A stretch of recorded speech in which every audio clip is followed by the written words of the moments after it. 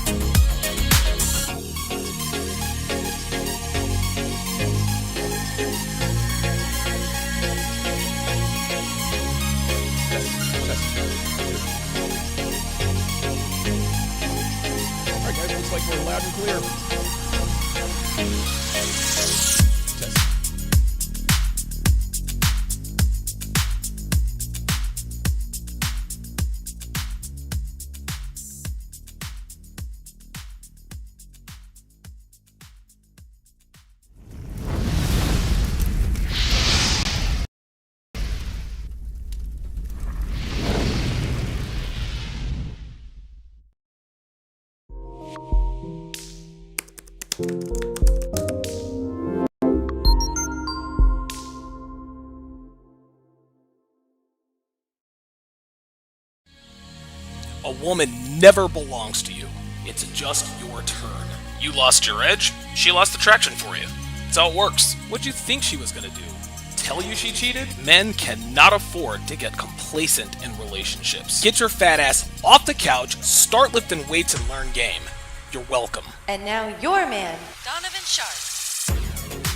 What's up, guys? It's your man, Donovan Sharp, and welcome to the 742nd edition of TSR Live, the number one relationship podcast in the world.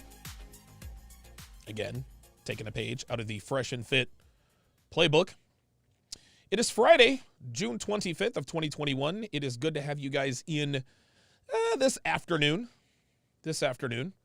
We are streaming, as always, live to Facebook, ngtow.tv, Twitch, YouTube, and, of course, in crystal clear, high-resolution 4K to Sharp Stream. So however you're watching, wherever you're watching from, thank you for making the Sharp Reality Live a part of your daily routine. You can download the Sharp Stream mobile app. Just go to sharpstream.com. That is SHARPE stream.com. Doesn't matter if you have an Android or an iOS phone, iPhone, Android, doesn't matter. The Sharp Stream app is available for both versions. Just go to sharpstream.com, download the app, and you can watch absolutely free. As it is Friday night, I'll give you guys my Friday advice, as I always do. Number one, call an Uber. Number two, use a condom. Number three, send that morning after text. 3 things, guys, that can turn a man's life upside down in a hurry is a DUI, an unwanted pregnancy, and a false EPAR spelled backwards accusation. You guys know what they say, an ounce of prevention, right? That's all it takes, guys. Listen, don't drive drunk, send that morning after text, and wrap your junk. It'll save you time, money, and ultimately your sanity and freedom. Today is the last day to get your hands on my free ebook, The 49 Laws of Sharp. This is the perfect guide for anyone who is new to this men's-centric community. It answers a lot of questions that men initially have when finding men-centric content like this, which will set you on the right path and sets the tone. A lot of you guys have a lot of questions when they first discover men-centric content like this, and what ends up happening a lot is confusion. Well, this book, or this guide rather, will clear up just about all of the confusion that any man has when they first discover men-centric content. So go to donovansharp.com/newsletter to get your free copy today, because at midnight Eastern, it will no longer be free. So join the other 13,000 plus men who've taken advantage of this guide by going to donovansharp.com/newsletter. Let me shout my Sharp Stream guys. Shout out to Dre, Raven, Hellfong, and Scotty, all in the Sharp Stream chat. Shout out to you guys as well on the YouTube side, my YouTube members, Ice Dragon Kid, New York's Ninth Wonder. Good to see you in here. Technomage B5. Good to go. Excellent. Very good. We're going to have a full house this evening. Later on in the show, in just over an hour from now, at 5 Eastern, 4 Pacific, I will be joined by Coach E.O. That's right. I will be joined by Coach Everett Overton. And the two of us, we're going to discuss a little bit of this video. And then we are going to be taking your live phone calls on the air. Any questions you have about dating, relationships, manhood, etc., etc. Myself and Coach Everett Overton will be taking those questions, as well as answering those questions. So I'm very much looking forward to that. After that, another season of Temptation Island Breakdown is going to occur. We finished up season 1 yesterday, the day before yesterday. We're going to start season 2 of the reboot this afternoon, or after this show. So definitely stay tuned for that. We'll give you guys updates in terms of what have happened with the contestants on season 1. Okay, let's go ahead and get right to today's topic. Anyone who has followed me for a while knows that Kevin Samuels is one of my best friends. We've known each other for years. We have watched each other grow from nothing to what we have today. Now, obviously, he's grown a lot more than I have as of late. But believe it or not, there was actually a time where I had more subscribers than he did. All jokes aside, and this is normally right around the time he calls, so be ready. You guys also know that Kevin loves to call me when I'm on the air. Through no fault of his own, he has very good and bad timing in that regard. But I consider it an honor and a privilege to call Kevin a friend of mine. And one of the coolest things that's really sort of come of all of his success is realizing that Kevin really is who he is. He's the same on camera as he is off camera. The first time I had him on my channel was almost 4 years ago, and he is literally the same now as he was back then. Even though he has blown up and he's gone viral and, he is a bona fide celebrity, we still talk every day. Monday through Sunday, at least twice a day, he'll call me or I'll call him or both. And I've always maintained that Kevin has never, ever steered me in the wrong direction, ever. Everything that man has told me or taught me has always greatly benefited my brand. Kevin mentors me in a lot of different ways, not the least of which is mindset as well as emotional mastery and discipline.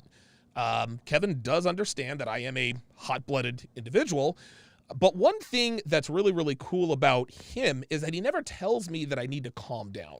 He doesn't say, Donovan, you need to calm down. No, he simply instructs me on how to proceed with situations that I happen to seek his counsel on. And to see him finally getting the success that he deserves, guys, that is extremely gratifying, man. It is really, really cool to see guys that you have worked with for years and years and years. You see all the sweat equity they put in behind the scenes. It really is cool to see him finally getting the success and the recognition that he deserves. Same with Myron Gaines, man. I mean, watching Myron go from a regular caller on my show to where he is now, it's incredible. It really, really is.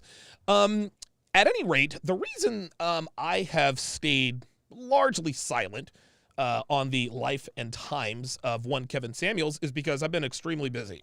The CME, as we all know, was a huge success, but it took a lot of hard work for a long time to make that happen.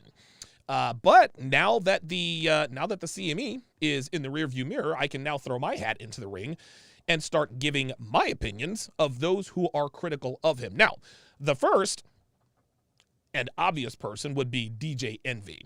I'll probably be doing it. Listen, I know I'm late to the party on that, but I will definitely be breaking down DJ Envy's comments. I don't know, maybe too little, too late, but I think people need to know. I think people would really like to know what I think about that situation.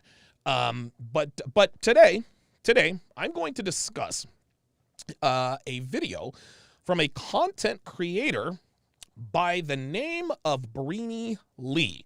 Now, episode 521, and I need to, hang on a second, I need to turn down my AC because, it is getting hot in here. Hang on, guys.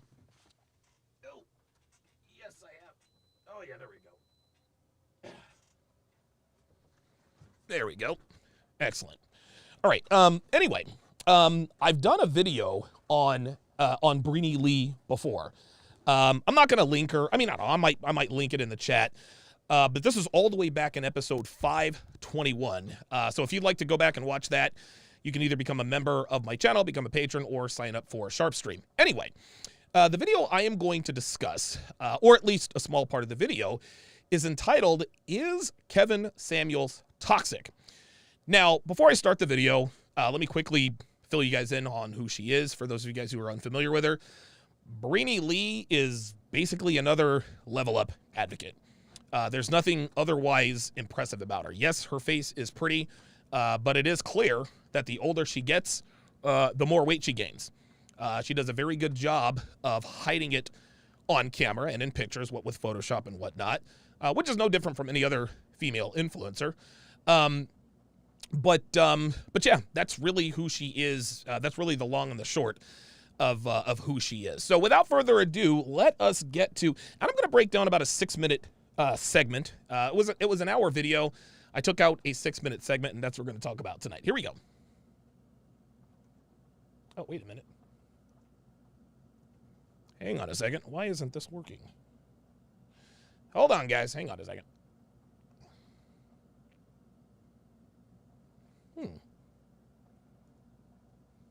Oh, I'm an idiot. Speak for all. Woo, boy, that was... All right, so that was really loud. Okay, so without further ado, take 2. Here we go. And so the first thing I disagree with is that he does not speak for all. Hang on. And so the first thing I disagree with is that he does not speak for all high value men. All high value men do not want the same thing when it comes to a woman. Granted, every man wants a beautiful woman, but beauty is truly in the eyes of the beholder. Here we go. I may think someone's beautiful and my friend may think they're ugly. That's just life. But what dress size Kevin prefers should only be his preference. And here we go already with the body positivity and the beauty at any size nonsense. Now, this isn't a surprise to me, as it's clear that Breeny Lee is not a small woman. Listen, let's keep it a stack. Breeny Lee has the body type of Rosie O'Donnell. And no, I'm not going to say the O word. I'm not going to use the fat word. I'm not going to use the F word. Okay? Women like Lizzo and Lonnie Love, women like them, they predictably push this beauty at any size nonsense down our throats, as they are both clearly not as small as they should be.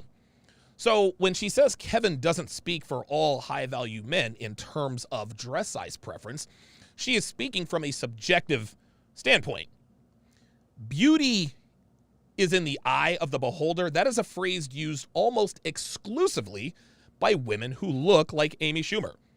I have never, and I mean never, heard this proverb come out of the mouth of a female who is in great shape. I've never heard this proverb come out of the mouth of a woman who's extremely attractive. Now, this doesn't mean attractive women don't say this, but if they have, I haven't heard it or seen it. And the reason why... Boy, Philip and Clyde are making some noise. The reason why is because extremely attractive women know damn well that beauty is... They know damn well that beauty is in the eye of the men they are trying to attract. And let me quickly make a distinction between beautiful versus attractive women. Beautiful women are females who have hit the genetic lottery. Girls who were born pretty but didn't blow their lottery winnings on alcohol, cigarettes, drugs, and junk food, right? These are the females who clearly understand that they were blessed to be born pretty and do not take it for granted. They are keenly aware that they have an advantage that most women are not born with, and they do what's necessary to maintain that advantage for as long as they can. Beautiful women continuously supplement their aesthetic advantage by watching what they eat, exercising, training regularly, and so forth. Now keep in mind that genetically gifted females who keep themselves in great shape use their advantage in many ways. Obviously, a good number of them are Instagram models and make a very good living, right? Then you have content creators who trade on their beauty in order to gain a sizable following. And listen, I never begrudge a woman for using her beauty to open doors that would normally be closed to less attractive women. Not mad at them, right? Shake what your mama gave you. Use the advantages that you have. However, beautiful women also sometimes work in the sex trade. Exotic dancers, adult film actresses, like, for example, Kendra Lust, Brandy Love. Those two are great examples of genetically gifted women who achieved a phenomenal physique and decided to go the route they did. Now, I'm fairly certain that both of them are probably out of the business now because, I don't know, like 7 or 8 years ago, they were both put into the MILF category on adult sites. But again, beautiful women are females who were born pretty and kept themselves into the kind of shape that puts them into the top 5% in terms of overall beauty. Now, attractive women or attractive females, those are women who weren't born so lucky, right? These are the girls with average to below average and even not so attractive faces. But instead of feeling sorry for themselves and being envious of the women who were born pretty, they train their asses off. They train their asses off and achieved a physique that increases their sexual market value by anywhere between 2 and 3 points. Take a female with an average looking face, right? If she maintains the status quo in terms of her physique, in other words, she doesn't look like Tess Holliday, but she isn't skin and bones either, she's rated a 5, average. But if that same female hits the gym and she eats properly, she could easily make herself into a 7, maybe even an adjustable 7.5, depending upon her makeup skills. Now, some women are born with great physical genetics whose faces are not as easy on the eyes as naturally pretty girl. Listen, my girlfriend Devin is a great example of this. She has an average to below average looking face, but she was blessed with superior physical genetics. She has the traditional hourglass figure. Her legs are very shapely. She has a great ass and nice big perky boobs. Devin is the traditional definition of curvy. If you don't believe me, go to my Instagram. You'll see all the curves you want. Now, of course, we all know that women whose faces are not so easy on the eyes but are in fantastic shape, we call them butterface, right? Everything on her looks good but her face. But I think I speak for most men when I say I'd rather be with a butterface than a pretty female who weighs over 200 pounds, which brings me full circle to Miss Lee's statement that beauty is in the eye of the beholder. Let's take a look at that definition, okay? The definition of beauty is in the eye of the beholder says that beauty cannot be judged objectively, for what one person finds beautiful or admirable may not appeal to another. You guys are just going to take my word for it. I forgot to get the graphic. Now, to some degree, this definition is partially true. Some men may prefer blondes. Some men may prefer women with large breasts. Some men may prefer women with small breasts. Some men have a thing for brunettes. The list goes on and on. And those things are what the definition is really talking about. The ancillary or the seemingly inconsequential physical traits that any given man prefers on any given woman. Now, keep in mind, just because a man has a thing for blondes doesn't mean he doesn't find redheads or brunettes attractive or unattractive, right? Just because a man likes large breasts doesn't mean he wouldn't smash a girl who was an A cup. But where this eye of the beholder proverb is misused is by women who look like Lonnie Love. Yes, gentlemen, beauty is subjective on a very small level. As I just explained, hair color, cup size, body type preference, they all vary from man to man. But men with options, high value men, never prefer women who look like Monique. Okay? I have never ever seen a millionaire, a billionaire, a professional athlete, actor, recording artist, or any high value male with a significant other who looks like Raven-Symoné. And even if I did, one could safely assume that he has more than a few side pieces who meet or exceed his physical preferences in terms of female companions. Beauty is in the eye of the beholder isn't talking about chicks that look like Lizzo. Okay? It's not talking about women who look like Lonnie Love. No. It talks about the difference between a young Megan Good and a young Stacey Dash, right? A younger Scarlett Johansson and Amber Heard.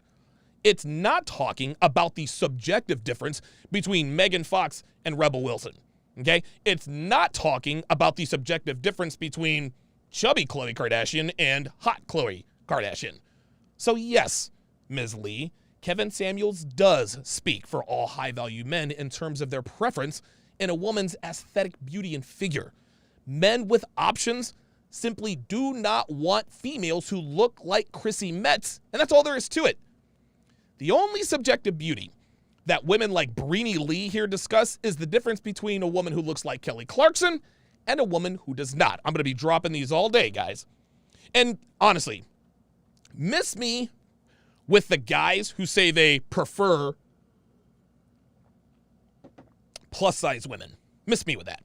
There's no such thing as a high-value chubby chaser, okay? There's no such thing as a man with options who chooses to be with women who look like Melissa McCarthy, okay? And you guys can also miss me with this plus-sized, spicy movie stars. That's a gimmick, nothing more. Nobody fires up the laptop to watch women who look like Precious getting it on in the bedroom unless they're either playing a trick on someone or showing their friends that this kind of nonsense actually exists on the internet.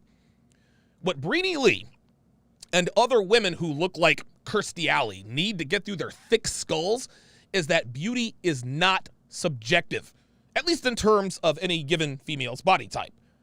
As men, we have accepted that you cannot negotiate attraction like Rolla Tomasi says.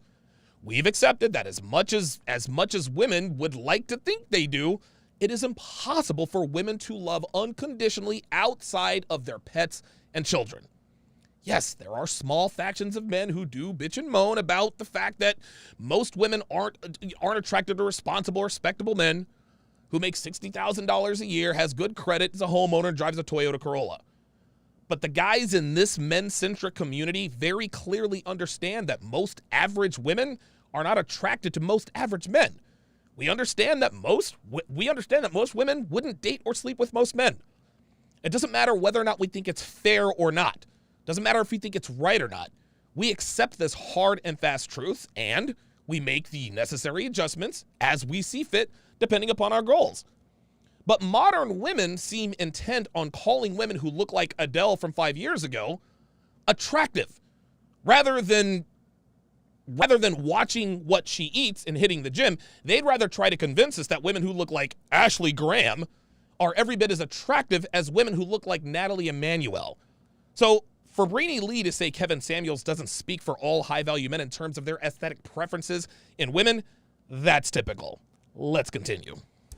By your own estimation, you say you put yourself in the 8 category. That's pretty. That's right up there with Beyonce, Pam Grier. The difference is... Did he just drop Pam Grier? Pam Grier was hot back in the day. I can look at Pam Grier in her natural state in the 70s, no makeup, and she was pretty. I'm still having to look between the lashes, the extensions, and everything else that exists. And then even those two women, neither one of those women are in your body type range. It shouldn't be a standard. Of course, women who may be overweight may not be as attractive. That's just it. See, she's trying to gloss over the fact that women who are the O word are not as attractive as women who are not the O word. But to say a specific dress size or how much a woman should weigh You can't paint everybody with the same brush. Sure we can. Of course we can. Ms. Lee, we are the market. We are the people you are trying to entice. You see, modern women never really seem to understand that the product doesn't decide what the market wants. The market does, okay? The market decided about, I don't know, a decade and a half ago that minivans were no longer desirable. And so now we see manufacturers moving away from minivans and skewing more towards the traditional SUV. The market for women is men, high-value men. Women say all the time, I'm not doing this for a man, blah, blah, blah, blah, blah. Listen, man, Mike Rashid, for all of his blue pill flaws, guess what? He kept it real. He said, listen, man, we as guys, when we go to the gym, when we work out and we go buy a suit, we're not really doing that for us. We're doing this so that we can become or stay attractive to women that we're attracted to. Nothing wrong with that. No, women seem to have a problem with admitting the fact that everything they do is for male attention and male eyeballs. To what end? That remains to be seen, but attention, that is the commodity of today's modern women. But the market for all women are men with options. As such, these men decide what they will or will not buy. Actually, I take that back. I take that back. We don't decide. Our biology decides. Modern women completely feign ignorance about our biological desires and preferences while consistently pointing out what they want according to their biology, right? Just because you don't accept what the market is telling you doesn't mean the market's going to change. Men always prefer women who look more like Jessica Alba than women who look like Lizzo, and there's nothing they can do about it. That's all there is to it. Some people carry their weight differently. Oh, you gotta be kidding me. I'm 5'3". Just I'm like a 4. Like a 4? A 4, 4, 5. Oh, I gotta rewind that. This is funny as hell. Watch, Kevin, watch. I'm like a 4. Kevin, wait, hold up. He's like, wait, you said what? You said a 14?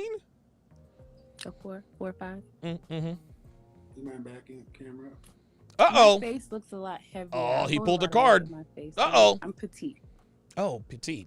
Let's see. Do that so we can see up and down. 'Cause I don't really... See, Kevin's not buying it. And Kevin straight to, look. Well, I don't really have like real clothes on right now. I kind Oh, man, I didn't catch it. Hold up. of hold a lot of weight in my face, but I'm petite.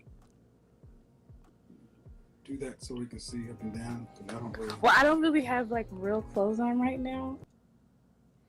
And there you have it. Was this girl serious? Did she really believe that we would believe that she was a size 4? You guys see how women just flat out lie? It was obvious this chick was a size 14. Yes, women do carry their weight a little bit differently from other women.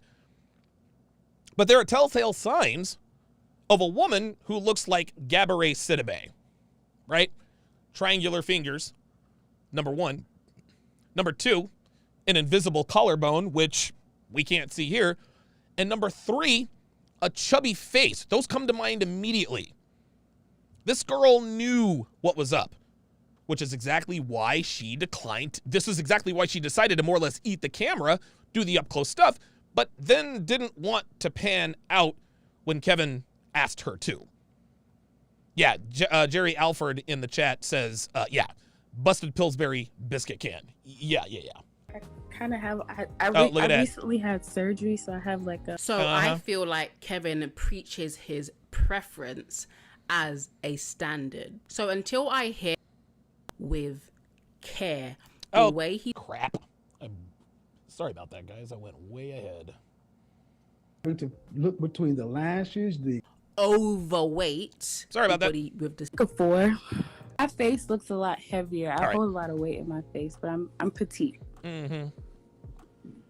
do that so we can see up and down. 'Cause I don't really... Well, I don't really have like real clothes on right now. Oh, yeah, right. Kinda have- All the excuses. I recently had surgery, so I have like Blah, a, blah, So blah. I feel like Kevin preaches his preference as a standard. So until I hear from the high value men that he professes to have around him, I will take his preference, his rating system with a pinch of salt. Okay, so she says, until I hear from the high-value men that Kevin supposedly surrounds himself with, I'm just not going to believe what his preferences are. So now she is saying that she simply does not believe that Kevin's preferences are in line with high-value men. She wants us to believe that she believes that Kevin's aesthetic predilections are not in line with who she believes are high-value men. Listen, man, this is disingenuous on a couple of fronts. Number one, at the beginning of this video, which I didn't play, she actually called Kevin good-looking and well-dressed, both of which are true. Add that to the fact that Kevin stands at 6'4", and that he has catapulted himself into the top 1% in terms of income as a result of his success, and you have yourself a, wait for it, a high-value man. One of the biggest reasons Kevin's brand has taken off is because he's the avatar, okay? Kevin Samuels is the avatar of the high-value man. He's tall, he's good-looking, he's well-spoken, very well-dressed, financially secure. There has never been a man who has all of these characteristics who consistently points out hard and fast truths about sexual relations between men and women. This is why he catches so much heat. He is the guy that modern women want, yet he has no problem pointing out and speaking on unflattering truths about modern women. There has never been a man in the history of social media who has all of the traits Kevin has, who has consistently discussed the real problems dealing with modern women. So Brittany Lee here says, well, until I hear from other high-value men, Miss Lee, you have. If you haven't just heard it from Kevin. You've seen high-value men telling the world what their aesthetic preferences are in terms of the women they pursue and who they're with. High-value men don't have to say, well, I prefer fit women in my life. For women to know that that's what they prefer.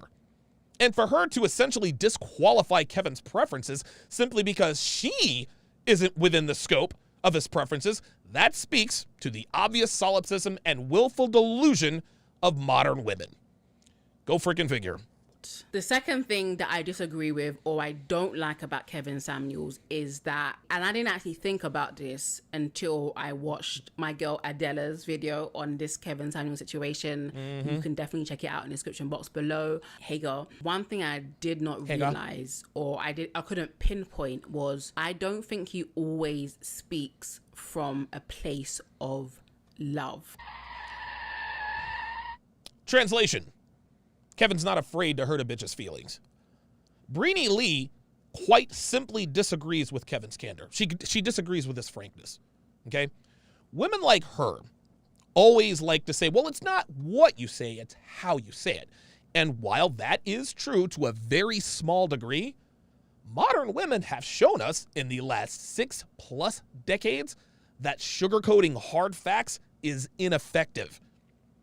For years, decades, men have beat around the bush about what they like. Very rarely have men ever just been straight up about what they want from a woman, okay? This is actually one of the things that my girlfriend says that she appreciates about me, right? Like, Devin loves the fact that I'm direct about what I want. She likes that I'm not nebulous. She likes that I'm not suggestive. She likes that I don't hint at what I want. I straight up tell her, hey, I want X, Y, and Z from you. Well, this is exactly what Kevin is doing now. He's not sugarcoating anything. When he told Jessica that she was average at best, the world lost its collective mind. How dare he tell her the unfiltered truth? Saying that Kevin doesn't speak from a place of love is along the same exact lines of a woman's definition of an asshole, which is a man who doesn't make an effort to worship women and isn't afraid to hurt her feelings. No, it doesn't matter how Kevin says what he does, it's that he says it. Let's just say for instance, let's just say, just for the sake of argument, that he said to Jessica, sweetheart, you're average at best, and I mean that in the most loving and respectful way. Women would have still gone absolutely mental. Whether or not Breenie Lee believes Kevin is speaking from a place of love, that's irrelevant. That's irrelevant. He is putting out a message that needs to be put out there. And unfortunately, women have showed us that they do not respond to anyone who comes from a place of love. They have shown us time and again that they will only respond to men who speak as plainly and as forthcoming as Kevin Samuels. They have only themselves to blame for this. Okay, and It's almost like a kid. It's like a kid. It's like a kid who gets yelled at by his parents, right? Now, don't get me wrong. There are some parents who scream at their kids all the time. But there are some kids, and I'll never forget this. I was real good friends with this lady in Reno. I'm still good friends with her, right? And she yells at her kids all the time. And I used to think, man, why is she always yelling at her kids? Well, when she just tells them, hey, Michael, I want you to do X, Y, and Z. Michael just sits there. Michael, I need you to stop playing video games and do X, Y, Z. Still nothing. Michael, get your ass off the Xbox and do X, Y, and Z. When her sons show her that the only way they understand communication is being yelled at, this is where women are. This is where women are right now. This is why men have to speak with such frankness, because they have shown that they do not respond to sugarcoating. I get it. Tough love. I get it. I understand. Men don't speak like women. Women don't speak like men. Fine, right? But I've heard men speak to women and about women with respect. As have I, Ms. Lee. But there are two major problems with this. The first problem is that men who speak to women with respect and dignity are not spoken to with respect and dignity. It is rarely reciprocated, if ever. Any man here in 2021 who shows respect and dignity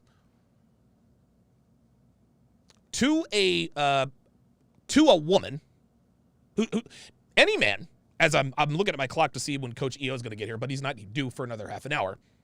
Any man who shows respect and dignity to a woman who has not earned it, and I'll talk about this shortly, is spoken to with disrespect and contempt. Again, this is another problem with modern women. They rarely reciprocate respect that comes from respectful men. They treat the men who treat them the best get treated the worst. And the men who treat them the worst get treated the best. The second problem with this particular mindset is that women want respect and dignity for no other reason but that they exist. Modern women want to be able to act however they want, but they still want to be given respect because they have two X chromosomes. When it comes to high-value men, it don't work that way. I said this before. Women only value what they are required to work for, and this includes respect and dignity. If a man gives a female respect that she has not earned, then it should come as no surprise that she doesn't value this undeserved respect. Modern women want ladylike treatment without having to act like a lady. But what they don't realize is that because they're not required to work for it, they won't value it when they get it. Take, for example, women we refer to as 304s, right? Women who sleep around, women who get passed around, right? When such a woman meets a man who showers her with respect and dignity, takes her out on expensive dinner dates, buys her gifts, and regales her with tales of his desire to be her man, when she's done nothing but, exist, her nether regions dry up like my kidneys did on the Arizona Canal Trail 2 months ago. And what ends up happening is that she uses this guy for all of his non-sexual attention while giving her sexual attention to the guy who made her work for his attention. You see, gentlemen, women inherently know and understand that if a man so freely and easily gives away his time and attention, then he must not value his own time. And if he doesn't value his time, then why should she? Right? 304s also know and understand that they are not worthy of ladylike treatment. They talk about it, right? They post memes on social media talking about it, talking about how much they deserve and what they will and will not settle for and all the rest of that. But in the deepest recesses of their minds, they know they aren't worth much outside of the temporary pleasure their 3 holes provide any given man. With this in mind, women like this punish the men who do not see her for who and what she really is. In her mind, subconsciously, she's not thinking about this consciously. In her mind, she says to herself, okay, this guy is calling and texting me constantly. He's taking me out to these expensive restaurants. He calls me wife material, and I haven't even kissed him yet. Gentlemen, understand what I'm about to tell you. Okay, if you haven't heard anything heard anything I've said until now, you need to listen right now. Women like this positively despise. They positively despise the men who lack the requisite experience to treat them the way they know they deserve to be treated. So when a man exhibits that level of ineptitude, she punishes him with the fury of 1,000 suns. She hates him for not seeing her for who and what she really is. She loathes him for not recognizing that her neck tattoo automatically disqualifies her for any relationship with any man worth a damn. She detests him for ignoring the fact that she has 3 children by 3 different men, but still insists that she would make a great mother. Women like this are positively disgusted that men don't recognize that she's really just using him for a free meal that she would later share with the guy smashing her later that night when she suggested they meet up at 5 o'clock instead of 8 o'clock. So Ms. Lee can squawk on and on about how men of value don't speak to or about women with respect or dignity, because women have only themselves to blame for this. They have showed us time and time again what happens when a man unwittingly gives her something she did not earn. Respect and dignity are earned, Miss Lee. They are never given. And the men who just freely give these things to you are not the men you want. And this is exactly why you have a problem with the way Kevin speaks. If modern women want men to treat them with dignity and respect, they need to become a woman worthy of such treatment. Men with options don't give this away for free. They don't give this away for free any longer, and for good reason. And dignity, right? You can correct a woman without the harsh hatred. And I remember watching Rebecca So, honesty is hatred now, is it? Lynn Pope's reaction video of the "you're average at best," and she legit broke down crying because she's an empath and she feels pain and her heart is genuinely for women. No, Rebecca Lynn Pope broke down crying because she was putting on a show. So degrading that if this was my daughter, if this was my child. All right, I'm going to lower this and read the super chats because Rebecca Lynn Pope is just on some BS, and that's what I do. Sean with the $5 super chat says, when have you ever seen a plus-size woman hop out of a high-value men's Lamborghini or other type of fancy car?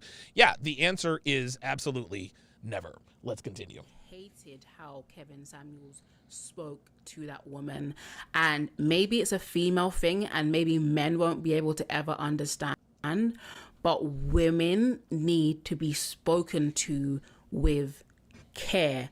The way he spoke. Wait a minute. Hang on a second. To that woman, and I understand she called into the show on a day that wasn't talking about the topic. Family. Okay, so what's your disagreement? Honestly, I don't have a disagreement. I just came here because I honestly want some advice from you. You see, Kevin's already irritated because he says, listen, man, I only want disagreements, what we're talking about. No, this woman bulldozed through. She bulldozed through and said, well, I just want some advice. It says disagreement day. See? Oh, I know, but this is my first time catching it on live. Normally I'm asleep. She insisted that he talked about the things that she wanted him to talk about. He told her, don't make me go there. And she was like, okay, go there. I don't think she was expecting what he gave her. I don't think anybody did. And I also feel like Kevin was in a bad mood that day because I have watched other videos where he's a lot more patient. However, he spoke to that specific woman like she was the dirt on the bottom of his shoe. So let me get this straight. So Kevin makes it clear that he is only taking calls from women who disagree with whatever it was he was talking about. Jessica ignores this and says that she needs his advice. Free consultation, by the way. Like Kevin's consultations and advice, it's not free. This is why, dude, he'll spend an hour with me on the phone. And sometimes I feel indebted to him because I know that's an hour he probably could have made into the 5 figures. Anyway, Jessica ignores this, says she needs his advice, which is selfish on her part. I don't care what the show topic is. I don't care what the instructions are. I want you to give me some free advice. She ignores all of this and completely derails the show. But Breenie Lee is surprised that Kevin was a little surly? Kevin's supposed to show patience to a woman who clearly ignored instructions and continued to bulldoze her way onto the show for what she wanted? Guys, this is another problem with modern women. Dutch says Kevin has points, but he doesn't speak for me. Well, then fuck out of here. What are you doing in here, man? What are you doing in here? Dutch says Kevin has valid points, but he doesn't speak for me. No, translation, you're a simp and a white knight. And you can be the fuck up out of here. Peace. Go subscribe to Breenie Lee's channel. He doesn't speak for me. Get the hell out of here, man. Dude, Kevin's taking a lot of slings and arrows, man. I'm telling you what, man. Dude. Anyway, this is another problem with modern women. They don't like it when men respond in kind, right? If a woman is acting like a bitch and a man responds like an asshole, that's a problem. If a woman disrespects her man and he checks her, that's a problem too. This again, gentlemen, this right here, this is the female id on display for all the world to see. Ignore my solipsism, ignore my narcissism, ignore my childish behavior, ignore my selfishness, ignore my bad behavior, and treat me like a princess. Nah, princess, ain't happening. Jessica 100% deserved what she got. Kevin had every right to be perturbed by her lack of self-awareness, but in the end, Jessica got exactly what she wanted. She wanted an accurate assessment of where she was in the sexual marketplace hierarchy, and she got it. Hell, Jessica should thank Kevin. She should thank him because not only did she get her 15 minutes of fame, she is now aware of the fact that she is average at best. I mean, dude, that's how this goes. With this newfound knowledge, Jessica can now work towards becoming an above average woman so that maybe she can start to attract men like Kevin instead of calling his show and asking him for free advice, something for nothing. Okay, so do you feel like a woman like me? What would you rank yourself on a scale from 1 to 10? You cannot use 7. But a man earning the kind of money you're talking about does not go for an average-looking woman. Average-looking woman who's older. Average-looking older woman with a 13-year-old son. Damn, Kevin's hurting my feelings. Damn. Average-looking woman with a 13-year-old son with a sketchy baby daddy. Ooh. This gets worse every time I say something. And now you're asking for a man who's in the top 10% of men. You don't qualify for one. Nope.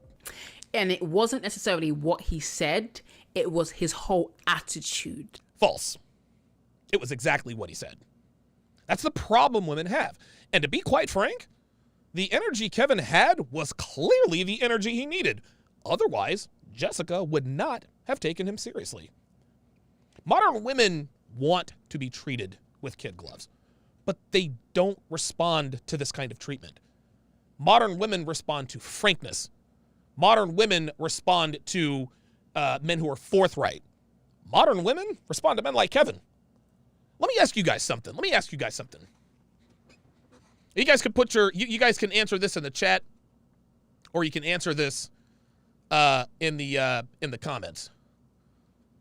Oh, here we are. Yeah. So Dutch is Dutch is back. Yeah, never been to this channel, but I see he's emotional AF. Yeah, all right. Yeah, I am. I'm quite emotional sometimes. I get triggered by ignorant fucks like you. So you can go fuck yourself. Let me ask you guys this question here. Real talk. Real talk. Who do you think has helped women more? Kevin Samuels or Derek Jackson? Kevin Samuels or Derek Jackson? Who has helped modern women more? There's not a Derek Jackson follower alive who has a happy, healthy relationship with a man they respect and love where there is traditional masculinity and femininity. Not one. Not one. This is what happens when men speak about women who are not worthy of respect and dignity with respect and dignity. Derek Jackson has built an empire on taking advantage of a, well, desperate demographic by telling them exactly what they want to hear rather than what they need to hear. And let me make this clear. I want to make one thing clear. I do not hate Derek Jackson. Dude, never have, never will. Not one bit. Derek Jackson has my utmost respect. Why? Well, because he recognized early on that it is far more profitable to tell women what they want to hear rather than what they need to hear. He probably looked in the mirror and said to himself, I'm a good-looking brother. I'm articulate. I'm well-spoken, etc., etc. And I know sisters don't respond well to any kind of advice that could actually help them. So I'm simply going to tell them what they want to hear. Derek Jackson found his hustle and it made him a millionaire. Whether or not I disagree with his message, that's immaterial. He knows which side his bread is buttered on, and he took the appropriate action. I will never, ever, ever knock another man's hustle regardless of how moral it is or isn't. That said, Derek Jackson has destroyed the hopes and dreams of more women than Kevin Samuels ever could. At least the women who call Kevin's show are actually told the truth, right? They can bitch and moan and whine and cry that the big bad Godfather was mean to me, but at least they understand what their deficiencies are, at which point they can decide on what to do based on the truth.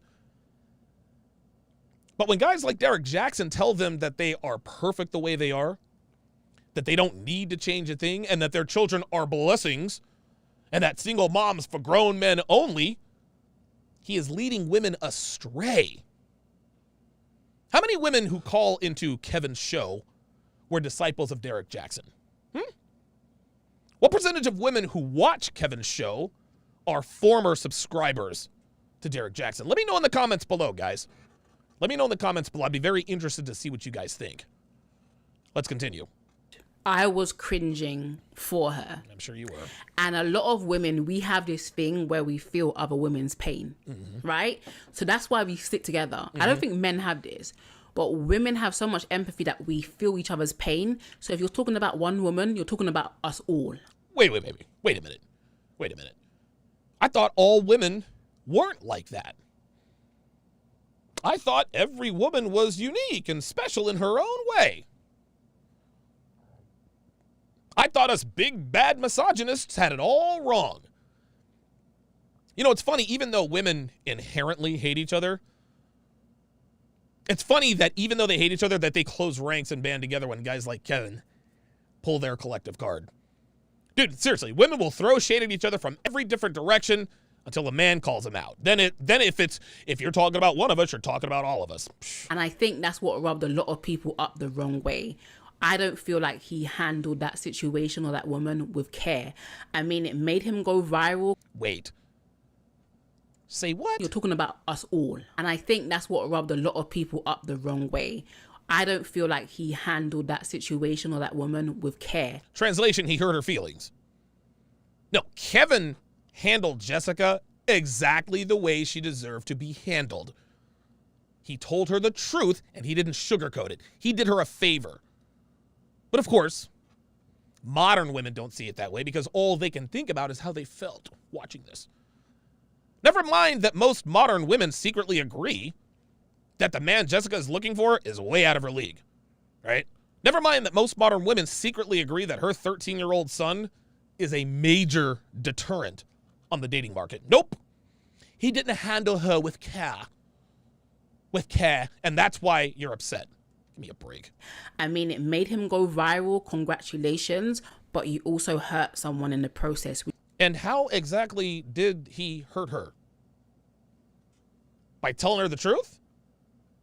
Huh? By finally telling her something she's needed to hear for the last, I don't know, decade plus? If Kevin really wanted to hurt Jessica, he would have told her exactly what Derek Jackson would have told her. Right? Guys, listen, man. Modern women are allergic to the truth, man. Like, it is a legit allergic reaction. Their eyes water, their faces get puffy, their sinuses get all congested, the whole nine. Jesus Christ. Which I don't respect. There's a difference between when you're speaking the truth in love and when you're speaking the truth in hurt. Oh. And that's why it's really important that before you sit on this YouTube and start giving people advice, Ooh, public service announcement, is that you do your own inner healing work. Oh, I get it. I get it. Kevin Samuels must be hurt. That's why he hurt Jessica's feelings, because deep down inside, Kevin Samuels is a sad individual. Because I do feel like Kevin Samuels is at a place where he does give a lot of good feedback and advice. However, some of the things that he says, you can feel the pain. When women ask you who hurt you. When women ask you who hurt you. Now, number one, the pain that Kevin is feeling, that's not from whatever's happened in his past, right? Kevin doesn't suffer foolishness very well. He never has, never will, right? But here we go with the, oh, who hurt you argument. Every time women hear unflattering truths about themselves, their go-to argument is who hurt you, right? So if you guys are looking for the answer to this who hurt you that you're going to get on social media, pay attention. As Steve the Dean says, get your crayons out. Now, there are a few reasons why women like to ask who hurt you. Mm-hmm. And keep in mind, guys, this is a rhetorical question, right? They don't really want the answer. Who hurt you? It's kind of a wannabe mic drop, right? It's kind of a wannabe mic drop. They treat it like the big joker. They think that as soon as they ask you who hurt you, that they have won the argument. But women ask this question in bad faith, and there are really three main reasons. The first reason women ask who hurt you is because they know they don't have an answer to what you're saying. They know that what you said, posted, tweeted, live stream is 649% true. But as we all know, women will never acknowledge immutable truths about themselves if it puts them in a bad light, right? We all know women avoid accountability like it's the plague, right? But they are deathly allergic to anything that makes them look bad. So when any given woman hears a guy like me say, well, most women don't break up with their boyfriends until they've started seeing someone else, they go into damage control. And they deny it vehemently, knowing full well that she herself has someone in the wings, waiting in the wings, in the event her current relationship doesn't work out. Gentlemen, women are professional liars. They're professional cheaters. They are also professional public relations managers. They are their own best client. This is why they go absolutely mental anytime someone suggests that they aren't these amazing, beautiful, spectacular beings completely above reproach. The second reason women ask who hurt you is this is a shaming tactic. This is a go-to shaming tactic. This is a go-to shaming tactic that women like to use to disqualify you as an authority, to disqualify you as someone who has no idea what he's talking about. When women ask, who hurt you? In this context, they indirectly want you to believe that they believe that if you have failed with a woman, then you are automatically barred from giving anyone advice about dealing with women. Interestingly enough, they never apply the same standard to anything else, right? So for example, Stephen Curry's missed a lot of shots in his career. In fact, Stephen Curry has missed most shots he's taken in his NBA career. So if he were doing a video tutorial on how to shoot, would women say, okay, Stephen, you're in the NBA, but how many shots have you missed? Of course not. Why? because Stephen Curry is the greatest shooter in NBA history. And to become the shooter he is today, he had to hone his craft. He had to practice. He had to take a lot of shots, which means he had to miss a lot of shots. Even women would acknowledge that it would be silly to base their opinion of Stephen Curry on his missed shots. So when they say, who hurt you? They're telling Stephen Curry he's not a very good shooter because he's missed a lot more shots than he's taken during his life. They're telling us that we're not qualified to speak about how to handle women because we failed with a lot more women than we've had success with. Is that it? Obviously, they know this is BS. Because even they understand, even women understand that getting good at anything, it requires practice and it requires repetition. They know that practice and repetition comes with failure. And with failure comes adjustments, and eventually success is achieved. Pointing to someone's failures as a response to their success is about as dumb as trying to nail Jell-O to a tree. The third reason is actually tied to the second reason. Yes, women love to point to our failures with women as a way to disqualify us as experts, but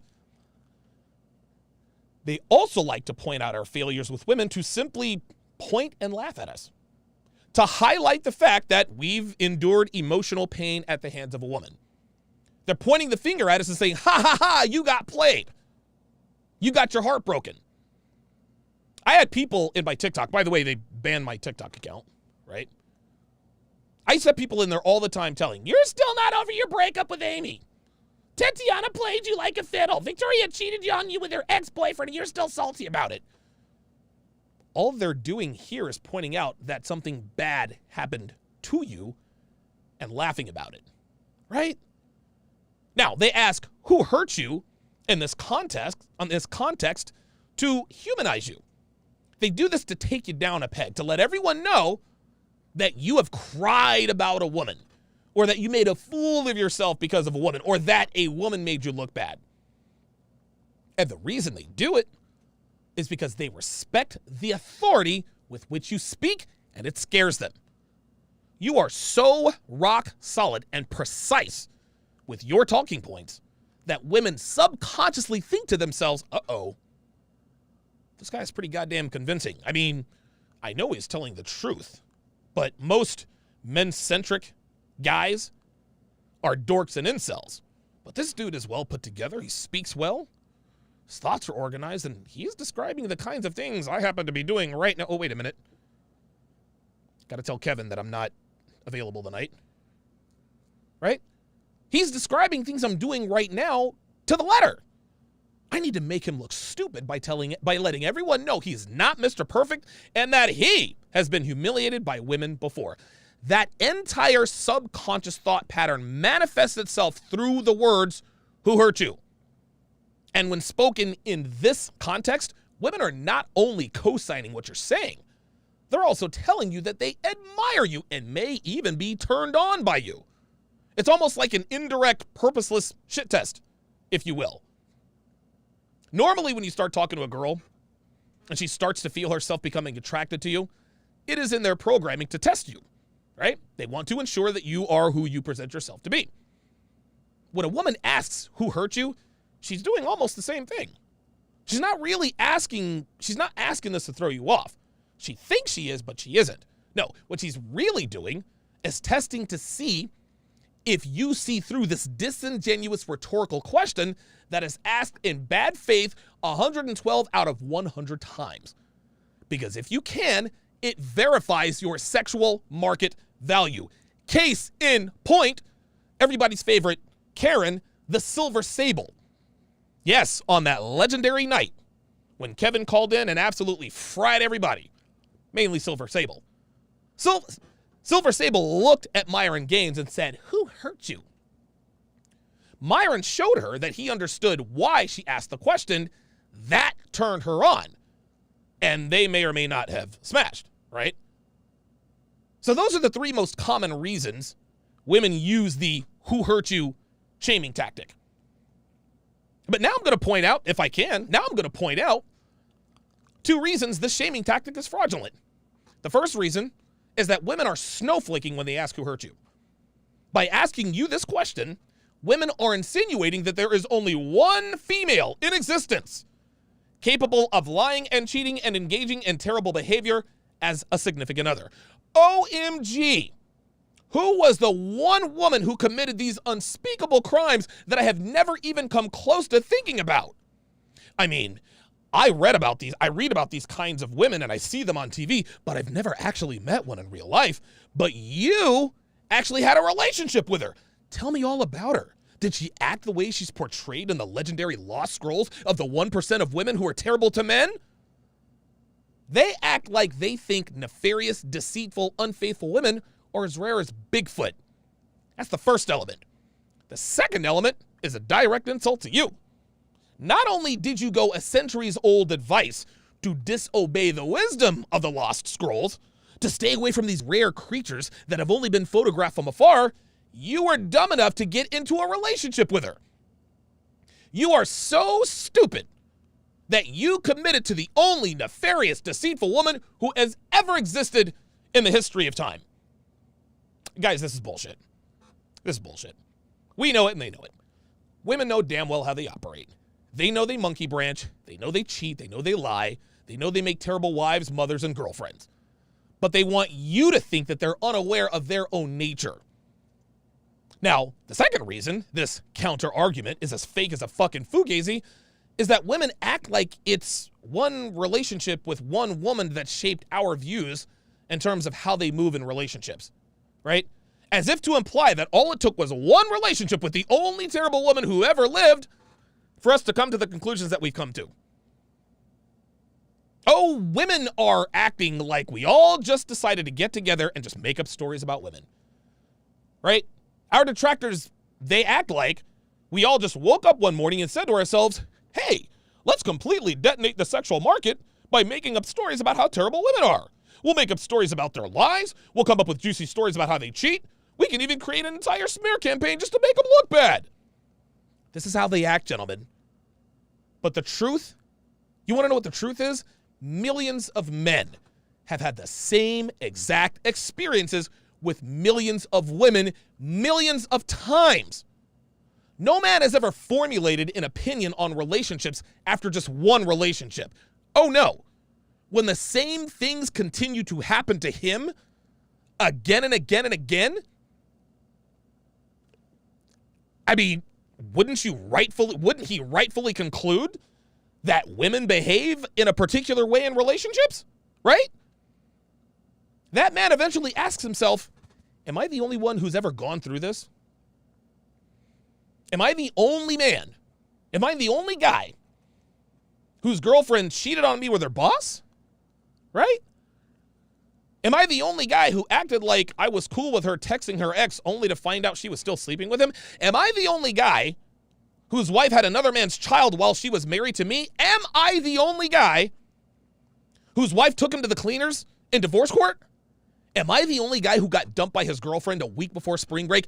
Am I the only guy who got his girlfriend stolen by his personal trainer? Am I the only husband who ignored my wife's late night texting? Am I the only guy who found out his girlfriend was cheating on him 2 weeks after she told me I was husband material? Then after he asks himself, he asks the internet. The internet tells him, no, you most certainly are not the only guy who has gone through this. Women love to play dumb, don't they? They love to give the impression that they are unaware of their own thoughts, their own actions, their own motivations. They love to play dumb when their friends ask her, you know he wants to sleep with you, right? And they say, how dare you imply such things? I'll have you know that Mark's intentions are as pure as my chastity. Who hurt you is quite simply another shaming tactic and a long line of deflection techniques designed to make us think that they have won the argument. But men here, we know that's the opposite. We know it. The phrase, who hurt you, is womanese for, you're right about me and every woman I know, but I can't acknowledge that you're right. Otherwise, I have to pretend to be different. Ladies, Brittany Lee, come up with something other than who hurt you. That shit's played out. And it's only used by those who know they have lost the argument. I'm an old man. I got to trim my nose hairs. All right, let me read some of these super chats here. Super chats coming in hot and heavy.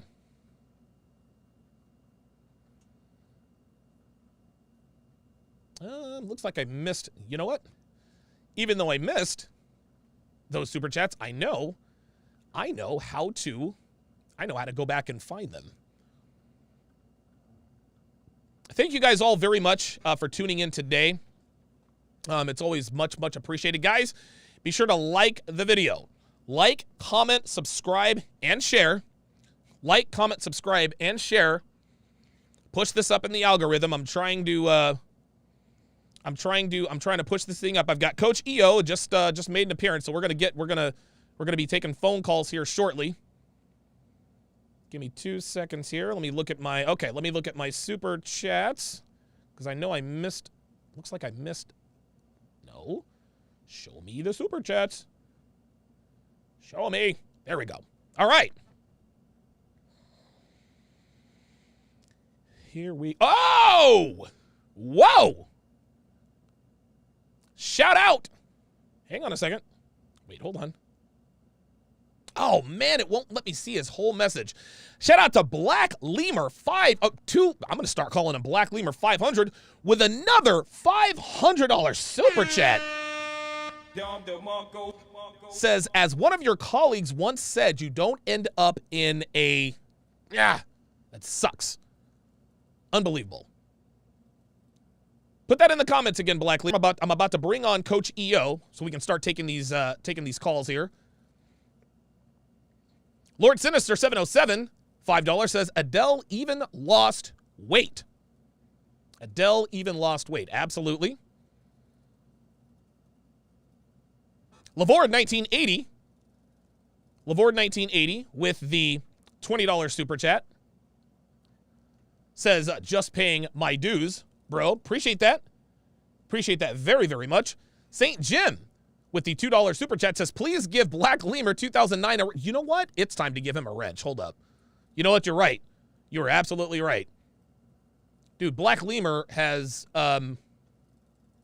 Black Lemur, I need you to text. I need you to throw something. Ah, okay. So Devin says, you don't pull up in a Bentley with a fat chick. That's what Black Lemur said. Absolutely. Absolutely.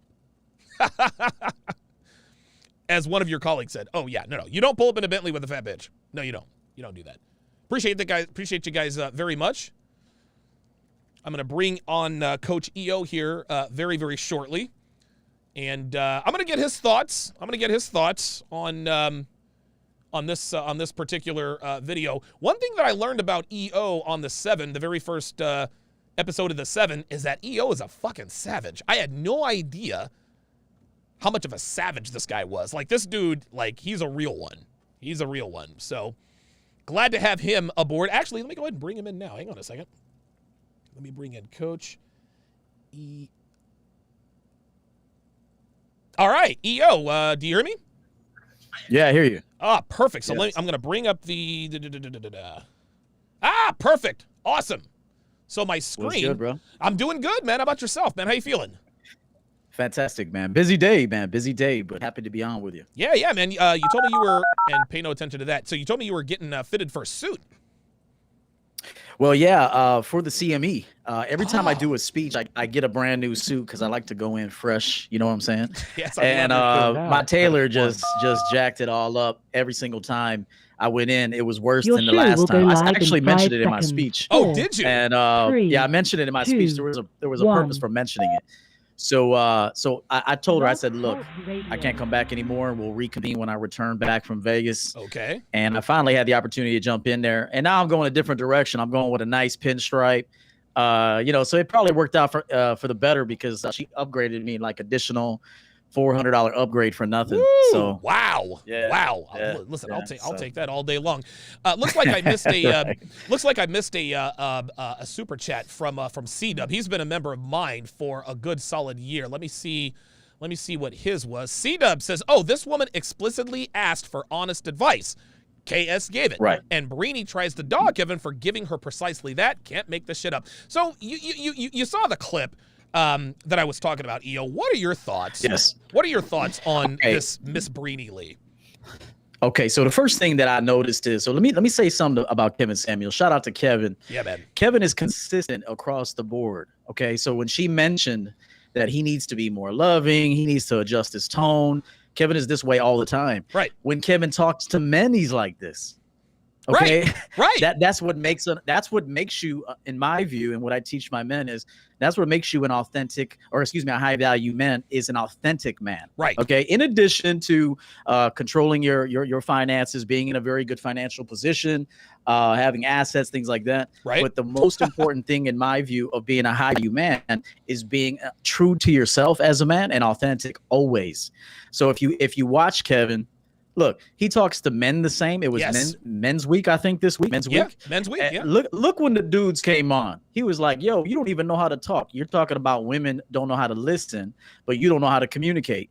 So he was going in on men. So for a woman to say, "Hey, he needs to be more loving and empathetic," like the woman she mentioned. Hey guys, check this out. When a woman doesn't want you, is she empathetic to you? Nope. No, she's not. She treats you like dog shit. That's right. Okay. That's right. And she disrespects you. She doesn't care about your feelings. Where's the empathy when you have to let a man down? If you want a woman, you shoot your shot. Right. And she's not interested in you, whether just tonight or any night, just not her type, whatever. She prejudges you based on appearance or vibe or whatever. Is she nice to you? No, she's disrespectful as shit. Yes. So where's the empathy? They only want empathy when it comes to their feelings. But when it comes to a man, very little empathy, very little respect. So I'll say this. I don't condone or teach men to lie to women. Here's why.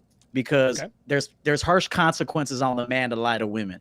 Okay. However, disclaimer, I can see why they lie to women, because these motherfuckers, excuse my language, YouTube chill. I hope I don't get the channel taken down. These motherfuckers lie to themselves all day, every day, and twice on Sunday. These guys, women want to be lied to. Yes. I mean, it should. And look, that doesn't mean you should, man, because I said this at the CME during my speech. I said, your truth will push people into their truth. Okay. So the more honest you are, who they are is going to come out, whether it's their insecurities, they're not ready for what you're proposing. So the truer you are to yourself, the truer people are going to be in terms of displaying to you who they are. Yes. If that makes any sense. That makes perfect So I said sense. that. See, if you play games with women, they're going to play games with you. Right. If you don't play games with women, even if they attempt to play games with you, as long as you're centered where you need to be, you should be fine. So there was a few other points, Donovan, I want to mention real quick. Sure, yeah, go ahead. Absolutely, man. Okay. Nobody told that girl to come on that show. Right. You know, the one that he gave her an average at best? Yeah, Jessica, man. Nobody told that woman to come on the show. He didn't beg her to come on that show. She came on the show. And I want to say something else. That fat lady from England or wherever the fuck. Yeah, Brini Lee. Yeah. I hate to say the fat lady because I don't want to get your channel taken down or something. But that fat-ass lady from London, right? She was talking some shit. Let me say this real quick. She said that he could have been more polite, more loving, more handled her with care, yeah, with this approach. Yet that girl loved it. She was looking down at her phone, being silly. She loved it. Soaking up the free attention. She absolutely loved that moment. So for any woman out there that says, oh, he was harsh to her, he belittled her, he could have been nicer, he could have been more empathetic, he could have been more loving. She loved it. She was looking down at her phone, wasn't even paying that much attention to him. Nope. So I'll say that these girls out here are goofballs. Okay, they are goofy. They're goofy, man. They're goofy, man. So invest very little in these women. And I'll throw it back to Donovan, but let me tell the audience something. Let's do it. The only high value woman there is on the planet, there's only one kind. if she's coachable. Bingo. Oh my God. I don't care how Bingo. much money you got. I don't care how fat your ass is or how long you're in the gym. Makes I don't no care difference. what you are. If we can't deal with you, we can't coach you, we can't groom you for greatness, because honestly, men are the great ones. We're the great ones. Of course. At the end of the day, we're the great ones. So if you, the only high value woman on the planet, and really there's no other women, is the coachable woman. If you're right. not coachable, you're nothing. You're low value. So that to me, and a while back, and again, the phone lines are open, guys. 516-387-1987. 516-387-1987. The phone lines are open. Anything you want to ask us about what we talked about, dating, relationships, etc., etc. One thing that I'm always very sort of keenly aware of, and I've done it both ways, EO. I have lied to women and I have been honest with women. And what I found was that the more I accomplished in my life, the less I had to lie. I've never lied to a woman about what I have or what I've accomplished, but I always sort of led with my fake wallet when I didn't have much game. But when I was living in the Vegas high-rise, driving an Audi, and I was up to my eyeballs in, call it booger sugar, and exotic dancers, I didn't have to lie. I was always completely honest. Yeah, listen, I'm not looking for anything. I'm just looking for something casual. And girls are always very accepting of that because they know you have options, right? Options keep women in line, period. Mm-hmm. Definitely.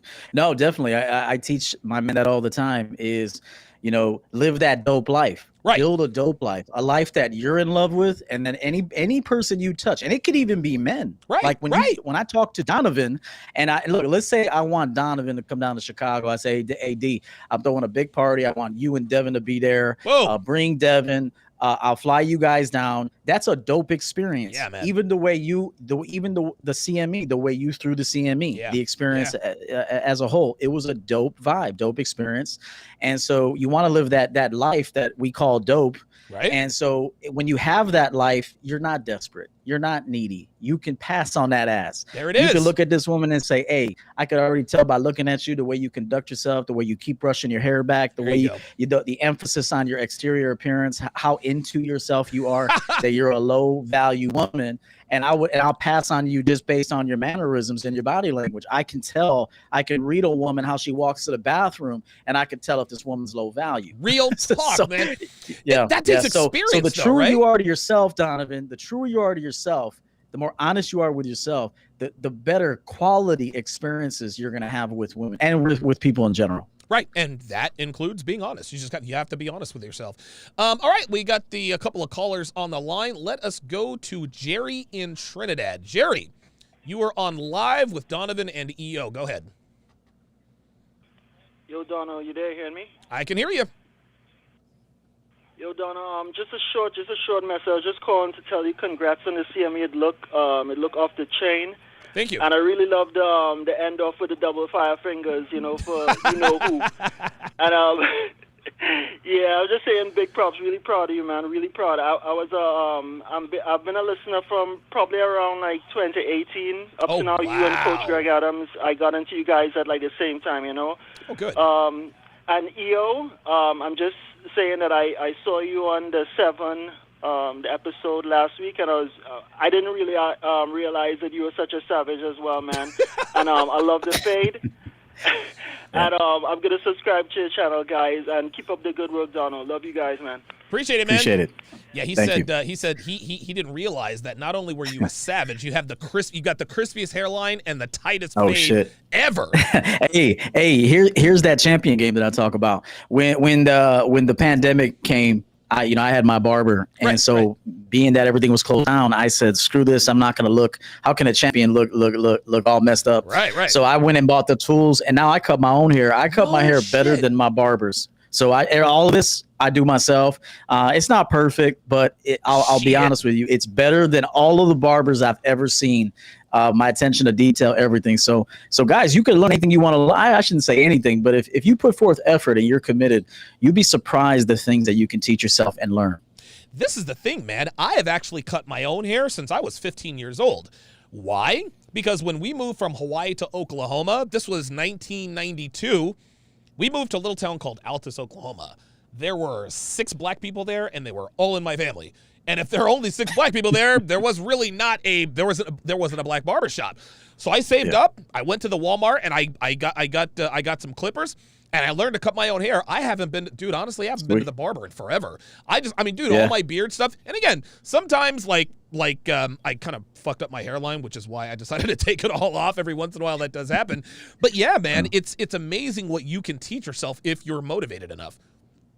Yeah, I was about 175 a month on haircuts, about 175 a month. So if you do the math, I mean, over a year, you save yourself a significant amount of money. That could be a vacation. That could be investment into a stock.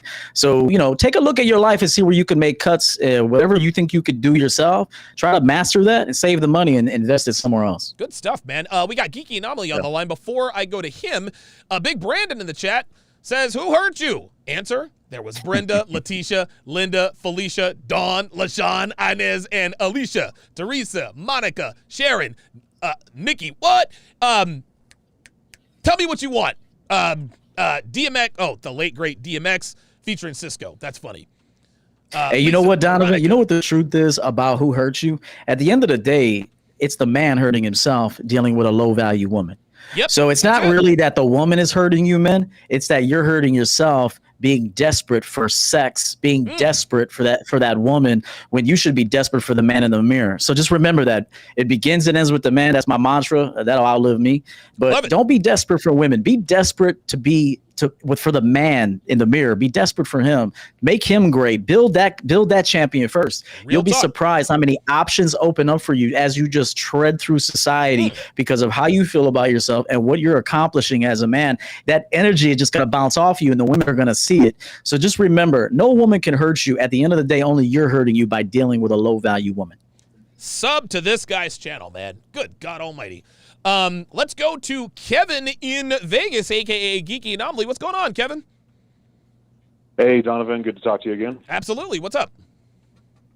Hey, can I ask Coach EO anything, or did it have to be on the topic? My bad. No, if you ask Coach EO anything, you are no longer... I'm just kidding. You can ask him whatever you want.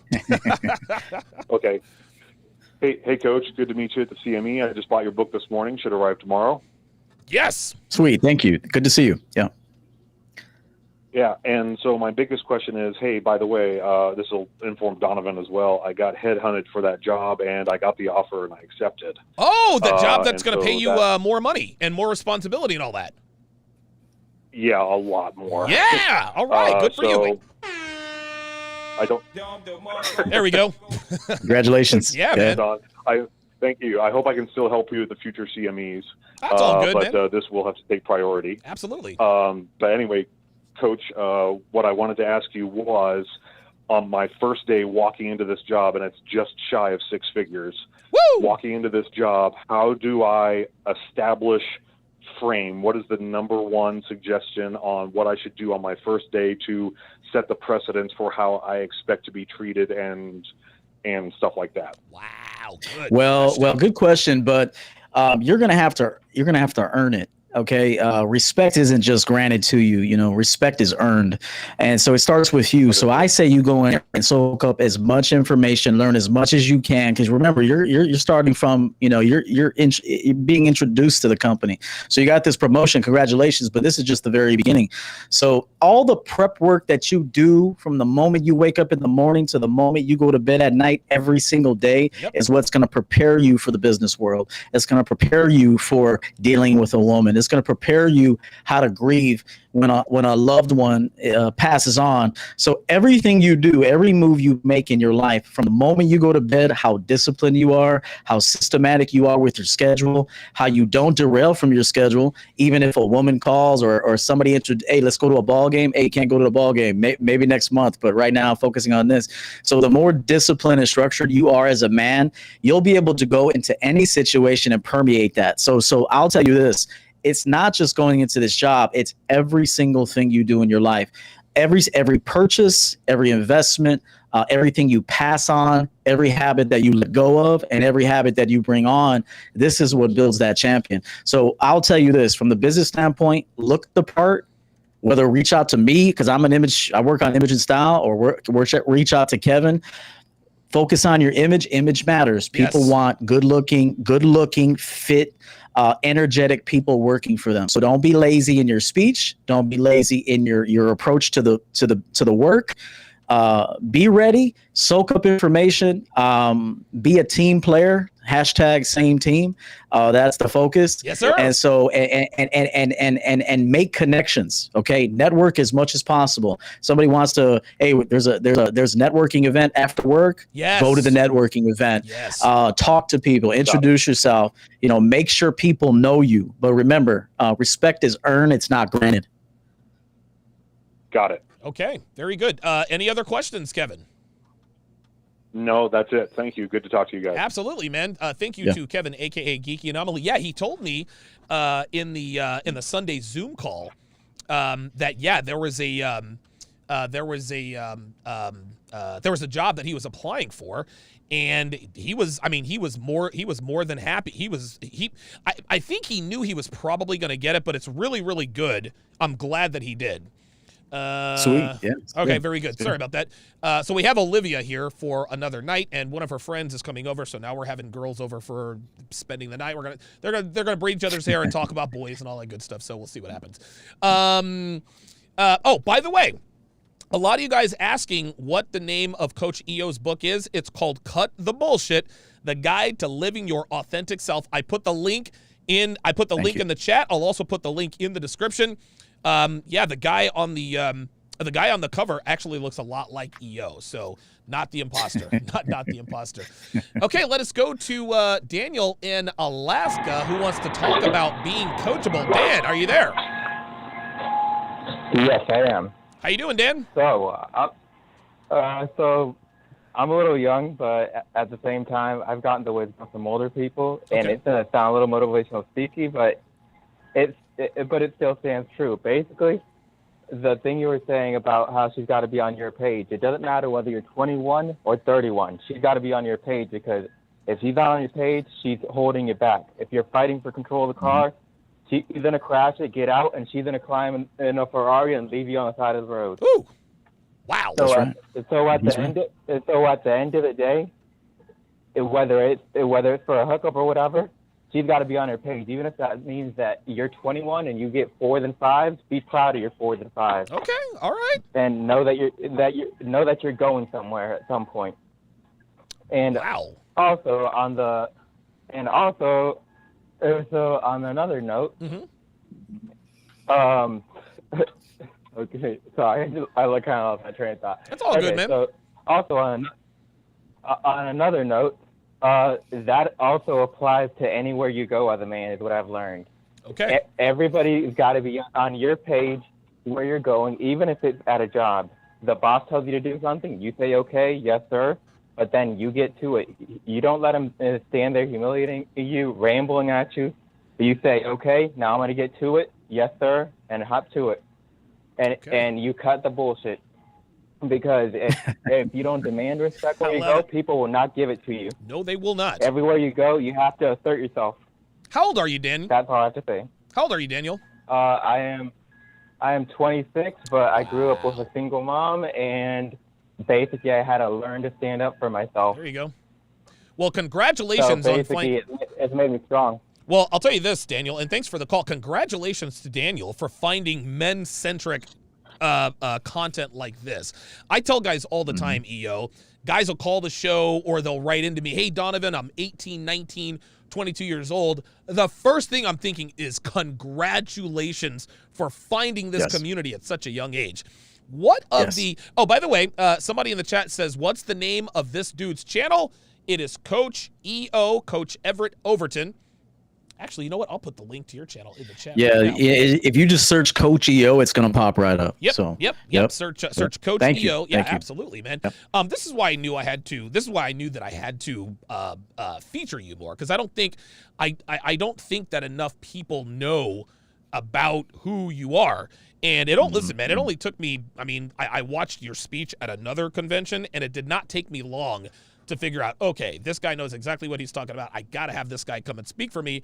Then I said to myself, okay, got to have this guy on the 7. And after that, I'm like, okay, gotta have this guy on my channel on the regular, man. Appreciate it, man. Appreciate it. Thank you. C-Dub says, Kevin/Geeky Anomaly. This is a question he's asking. He says, also, look for every available opportunity to make the lives of your bosses as easy and as smooth as possible. It pays back dividends many times over when you most need it.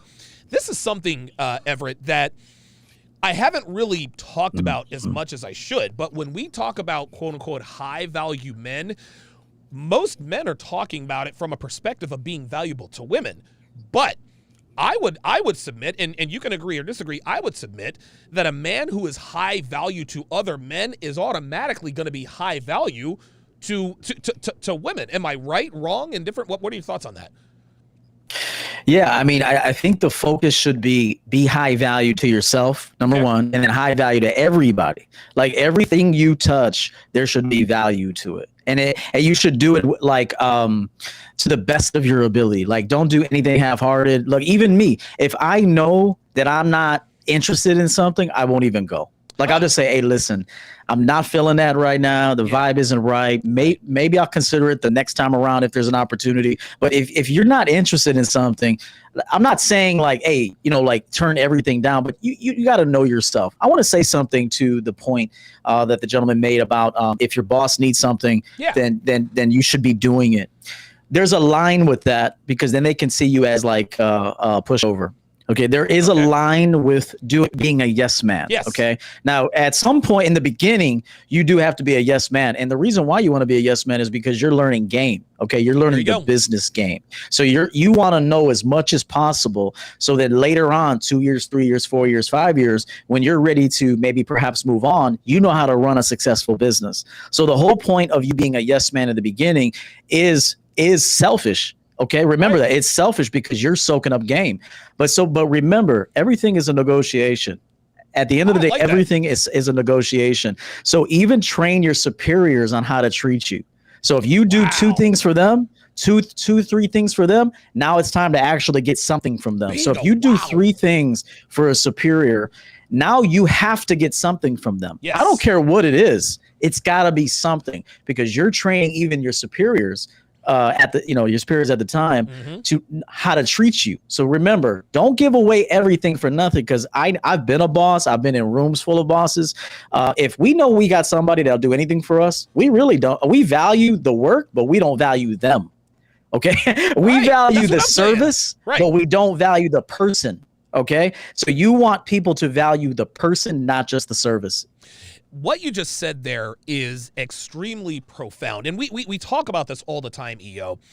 Game is normally talked about within the context of just being able to be attractive to women. But just like you treat you teach your superiors how to treat you, you teach your woman how to treat you, right? And I love that. I love that 3-to-2 ratio. A long time ago, I read an article on a website that says adhere to the golden ratio, which is 3-to-2. For every 3 nice things your girl or girl that you're seeing does for you, do 2 nice things in return.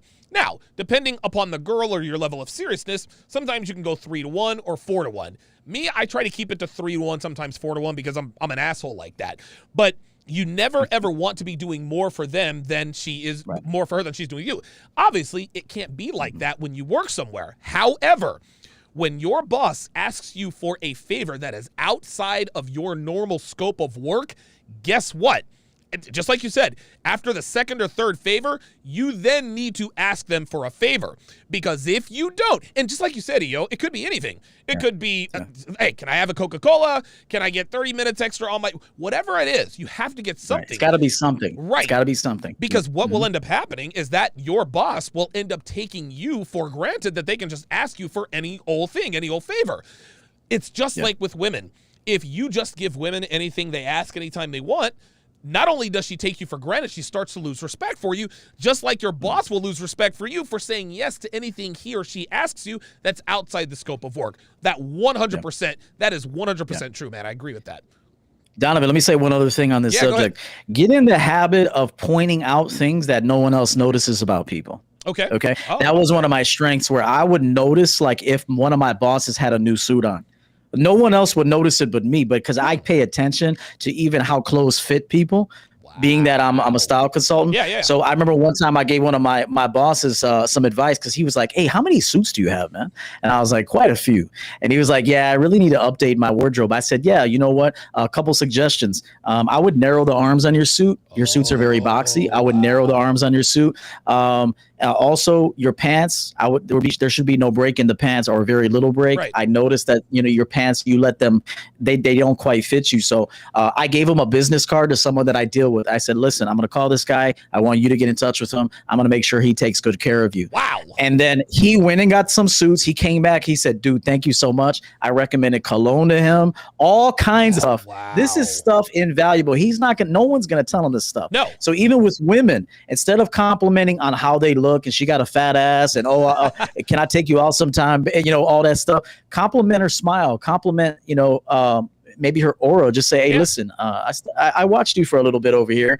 Typically I don't sit and watch people. This isn't a common practice that I sit and watch people like this, but you caught my attention with just maybe your behavior, your smile, the way you treated that lady. I saw you went over there and you handed her something. I like that you were courteous in that moment. What's your name? So these are the compliments that actually have impact. It's not just her looks. So in summary, make sure that you find something about each person that you deal with that's special and personalized, something they've not heard, something maybe even if you got a boss, something his wife never tells him, something the guys at the golf course never tells him. Say something to him that he's been dying to hear, but he never hears. Wow, man. That recommending taking care of your boss and tightening up his suit game. Listen, I can promise you, he couldn't thank you enough. He couldn't thank you enough, dude. He's probably thinking, dude, I need to get this guy a box of cigars because listen, when you get into another tax bracket, those things matter. There's like when you're a high value man and you're dealing with other high value men, there are so many things that we can offer to each other that are so much more valuable than money. And listen, I can't think of anything more valuable than having the ear of men who are wise, men who know more than you do in a particular area, especially with being an image consultant. Holy smokes.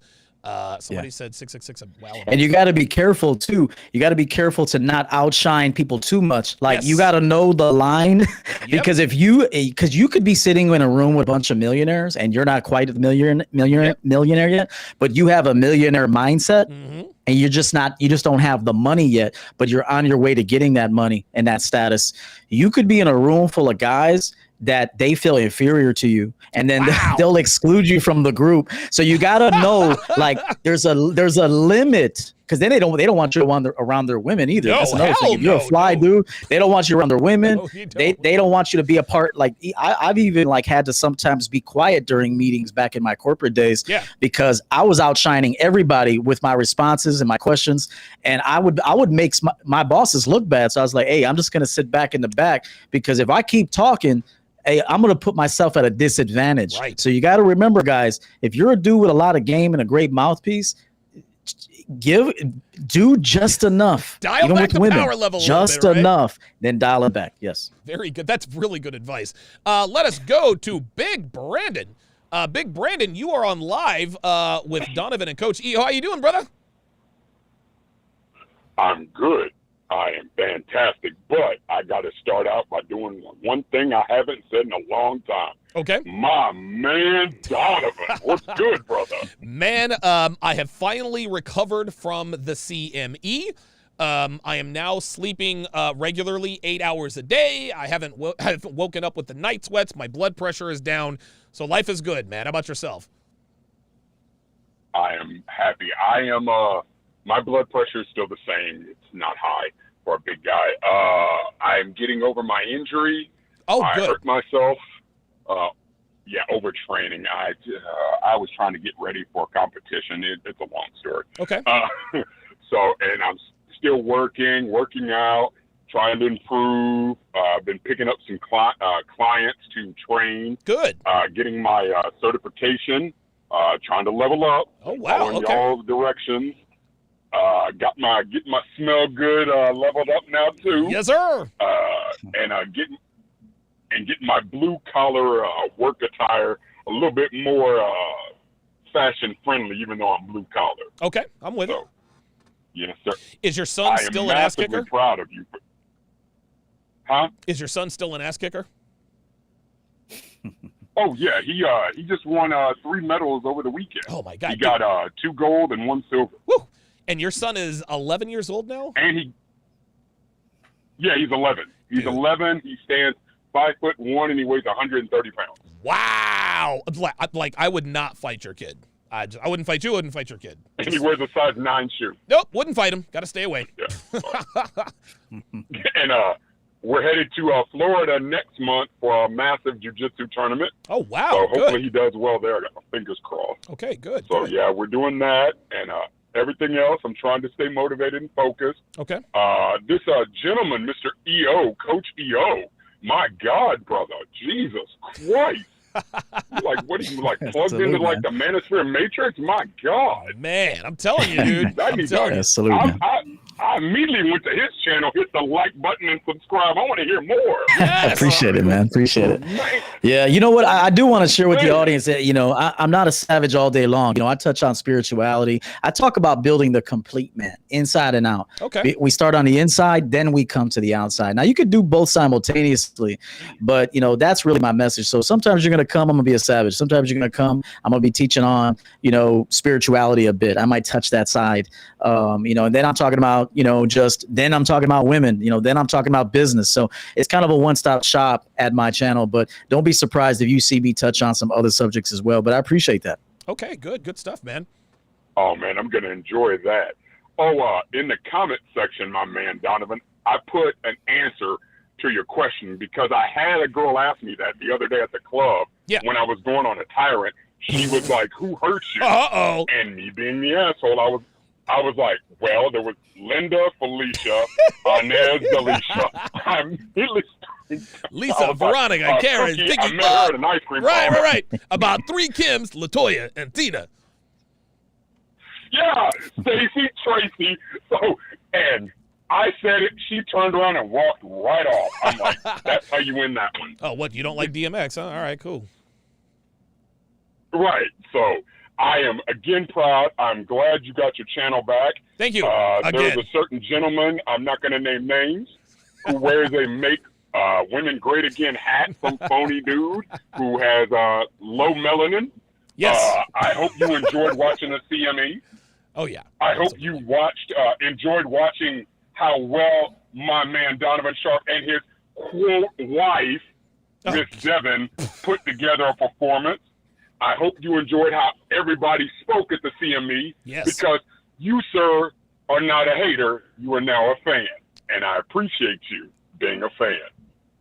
Appreciate it, man. Gentlemen, yes. Before I go, you know the rules at Club TSR, located on top of TSR Tower. Yes. I need you to comment. I need you to like. I need you to subscribe to not only his YouTube channel, but I need you to download SharkStream. Oh, there it is. And join his Patreon, too. From my man, Donovan Sharp. Big Brandon checking in. He is he's the official the official bodyguard of TSR Towers. His energy is a lot like yours, man. He's a very high, very high energy, very positive guy. And he is his son, he sent me a picture of all of the trophies his son has. This kid's gonna be an ass kicker. Dude, his son has like a legit shot at being in the MMA in maybe 10-12 years if he really wants to pursue it. Yeah, it's good to hear from him, man. Like you said, good energy. Yep. Egg Yolks, $5, says, very true. Can't always be a yes man. Use it to get the knowledge you need and use it for yourself. Been that guy. Now I'm doing my own. Appreciate that. Geeky Anomaly, $5, says, I got headhunted for this new job, but I chose to pursue it because at my current job, I'm the smartest guy in the room. Geeky Anomaly, you actually met Kevin, EO. He's the guy that helped me on the IT side. And even though it is kind of a drag that he might not be able to help at the next CME, I'm more than happy for the guy getting that raise. 8A Films, $5, says, my response to who hurt you is a better question is who raised you? Oh shit. Damn. I can't imagine that too many people would really take too kindly to that. I had one more question that I wanted to ask you. Oh, So when it comes to, because again, you take a, obviously you do very men-centric content. And I wanted to go back to what we said about a woman being coachable. And I did a video yesterday. I took apart a guy who calls himself he doesn't call himself a dating coach, but he's sort of anti-dating coach, anti-men-centric community. We're all pickup artists and this and that and the other. But the one thing that shocked me, the one thing that was a telltale sign that he just wasn't where he needed to be, was when the dating coach that he hired to give him advice said, "What does your girlfriend offer you outside of sex?" And immediately this guy said, "Well, wait a minute, why wouldn't I count that?" He's like, "Well, wait a minute, she's the best sex I've ever had. Why wouldn't I count that?" And the way he looked, it was so obvious. I'm like, wait a minute, what is this guy talking about? Why shouldn't I discount sex? Sex is valuable. What's the problem with that kind of a mindset? Well, you'll always lose. And if you always see if I were to coach a guy and he says it's the best sex I ever had, and the first thing that would come to my mind is, then you haven't had enough sex.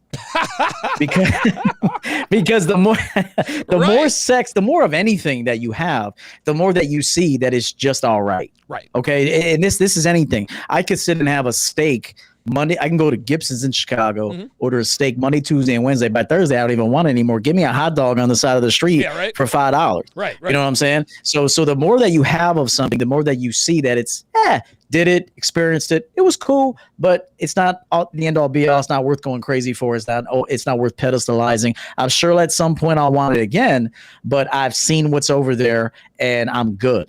Okay. So anytime that you're pedestalizing anything, it's a sure indication that there's a scarcity of that in your life. Okay. Yes. So I'll tell men this: if you pay attention to the act of sex, the man's doing most of the work. Yes, of course. I mean, at least you should be. Yep. I mean, you're the one penetrating. I mean, you're penetrating. Right. You're talking to her. You had to soften her up to even get her ready for sex. I don't want to be too, YouTube chill, but getting a woman like mentally ready, lubricated, that sort of thing, getting her ready for. See, foreplay isn't just touching the woman; it's talking to the woman. Yes. It's her looking at you. It's her watching you make moves in your own life. See, when a woman is watching you make power moves in your life, that's sexually attractive to her. Yes, of course. Okay. Of course. So if you're waiting on the act of sex to turn a woman on, you've already lost. Wow. Okay. So the sex happens in the woman's mind as she observes a man that respects and loves himself.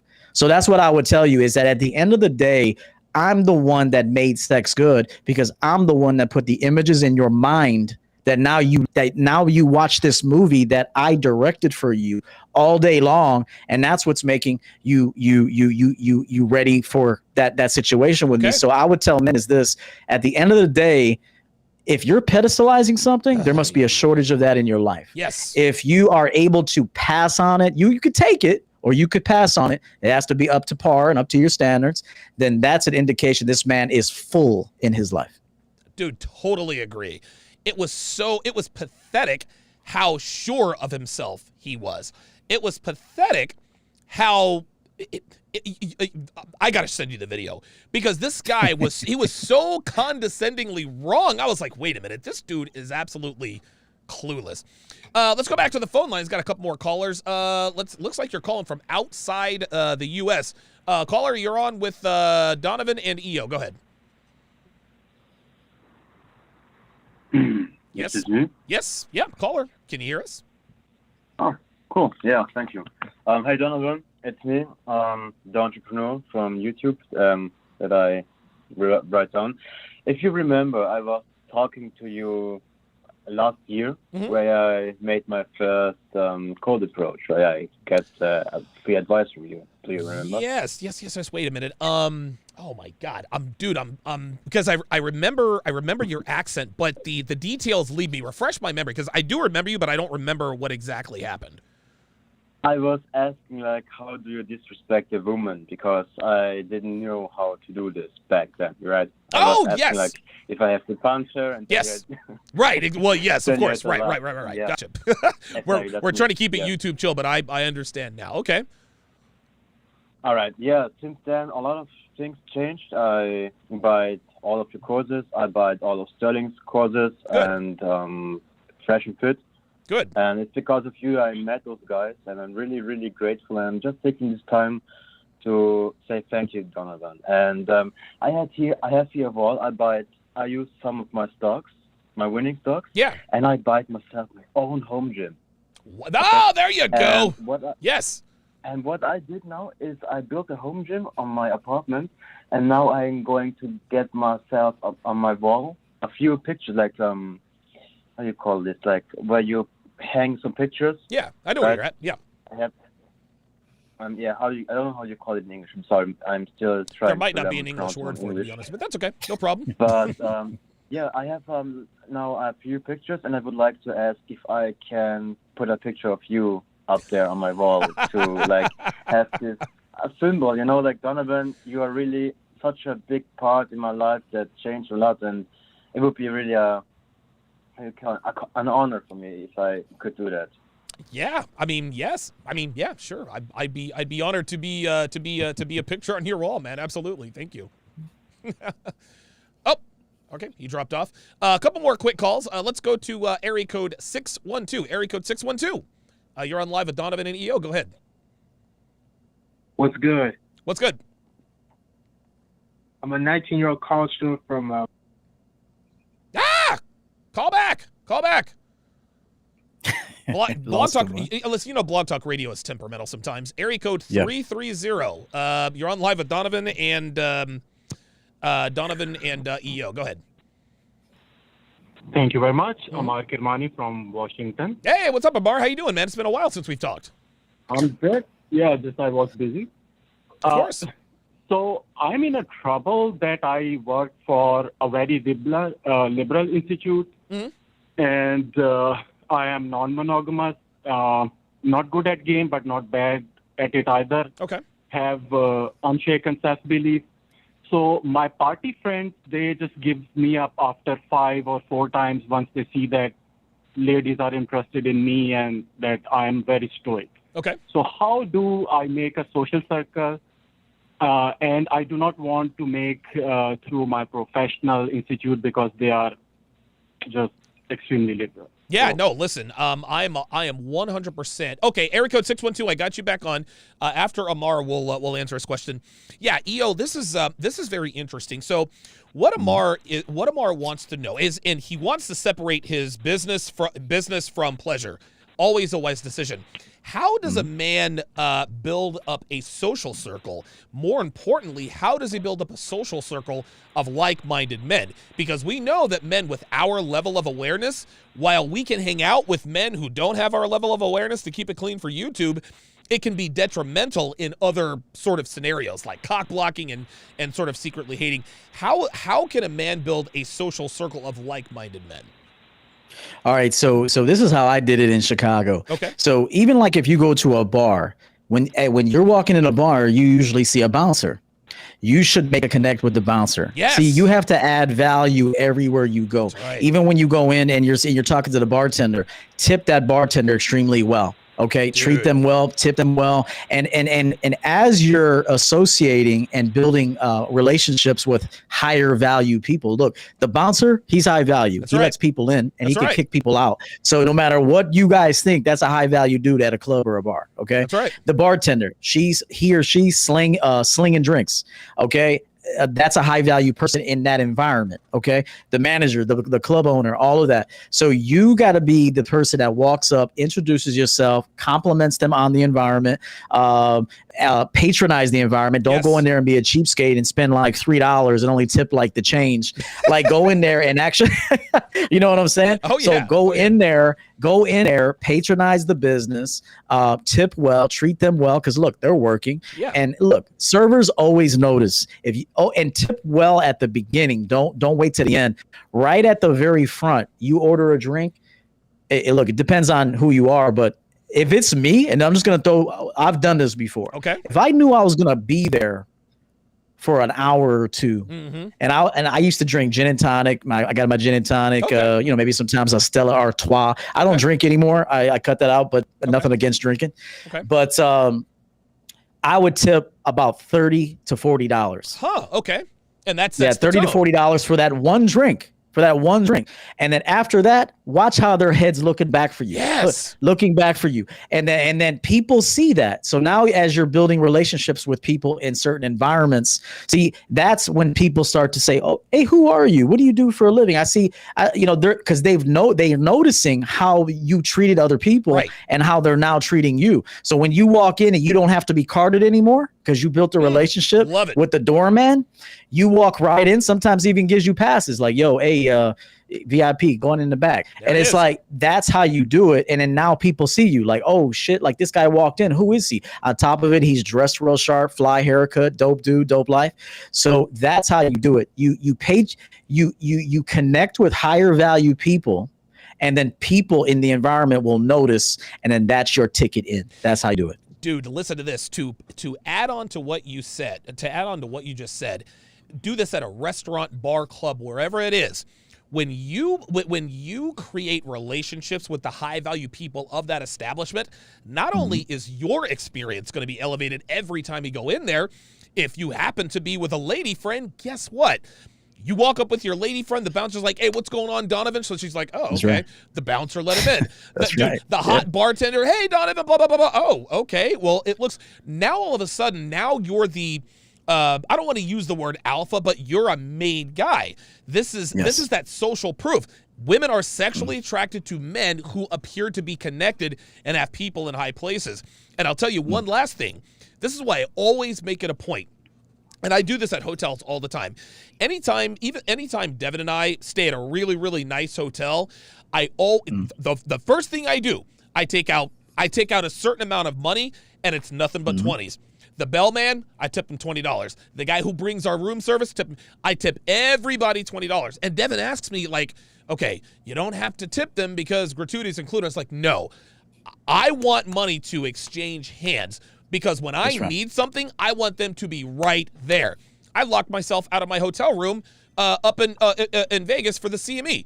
It should have taken them 2 hours. They were there in 20 minutes, and I managed to get down to my keynote speech in time. This is what you do. And this is one of the most important lessons that men should learn in terms of being high value. Always tip the people who serve you very well. If you tip them well, they'll never forget you. My tattoo artist, he charges $175 an hour to go and tattoo people at their place. I pay him $400 an hour. Why? Because when I want a tattoo and I give him a call, I know he's going to drop everything that he's doing to come and tattoo me. These are the kinds of things that you need to know and understand in terms of how to move as a high value man. Yeah. Absolutely. Here's another thing, living that dope life. Let's say you're a season ticket owner. Let's say I have season tickets to the Bulls, to the Bulls, but there's a guy that I want to network with because knowing him and getting into that circle, I can leverage all those opportunities and advance myself. Yes. So let's say he likes the Bulls. Give him Bulls tickets when the Lakers come to town. They play the Lakers or a high value team. Instead of you going and saying, oh, I got to go to that game. Fuck that. Think about 6 months from now. Give him those tickets. Say, yo, listen, I know you're a big LeBron fan.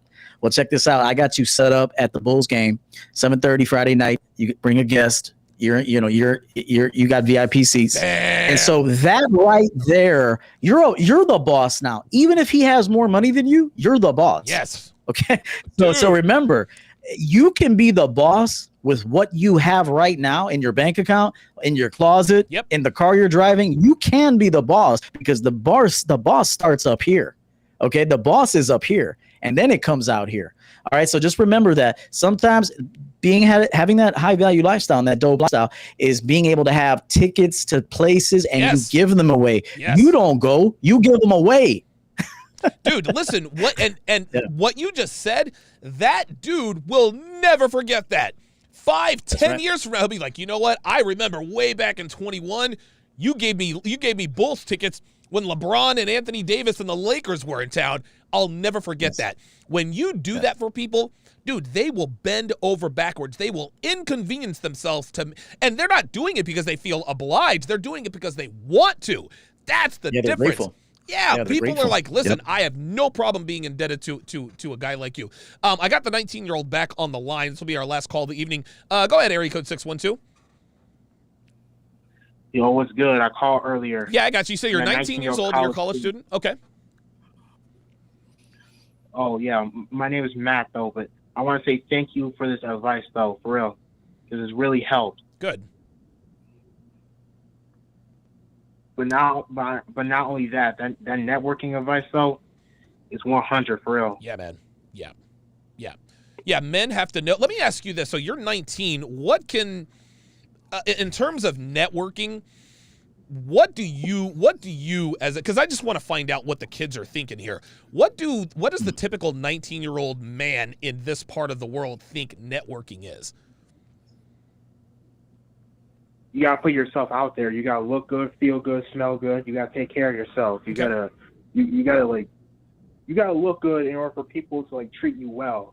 Then you gotta also take care, get your business done.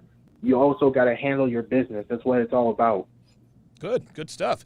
Well, thank you for calling the show. I greatly appreciate that. One thing he said there, EO, and I didn't realize this until after I got my first tailored suit. Shout out to Tailored Carnivore, man. Dude, Yes. Subscribe to all of his stuff. That guy knows exactly what he's talking about.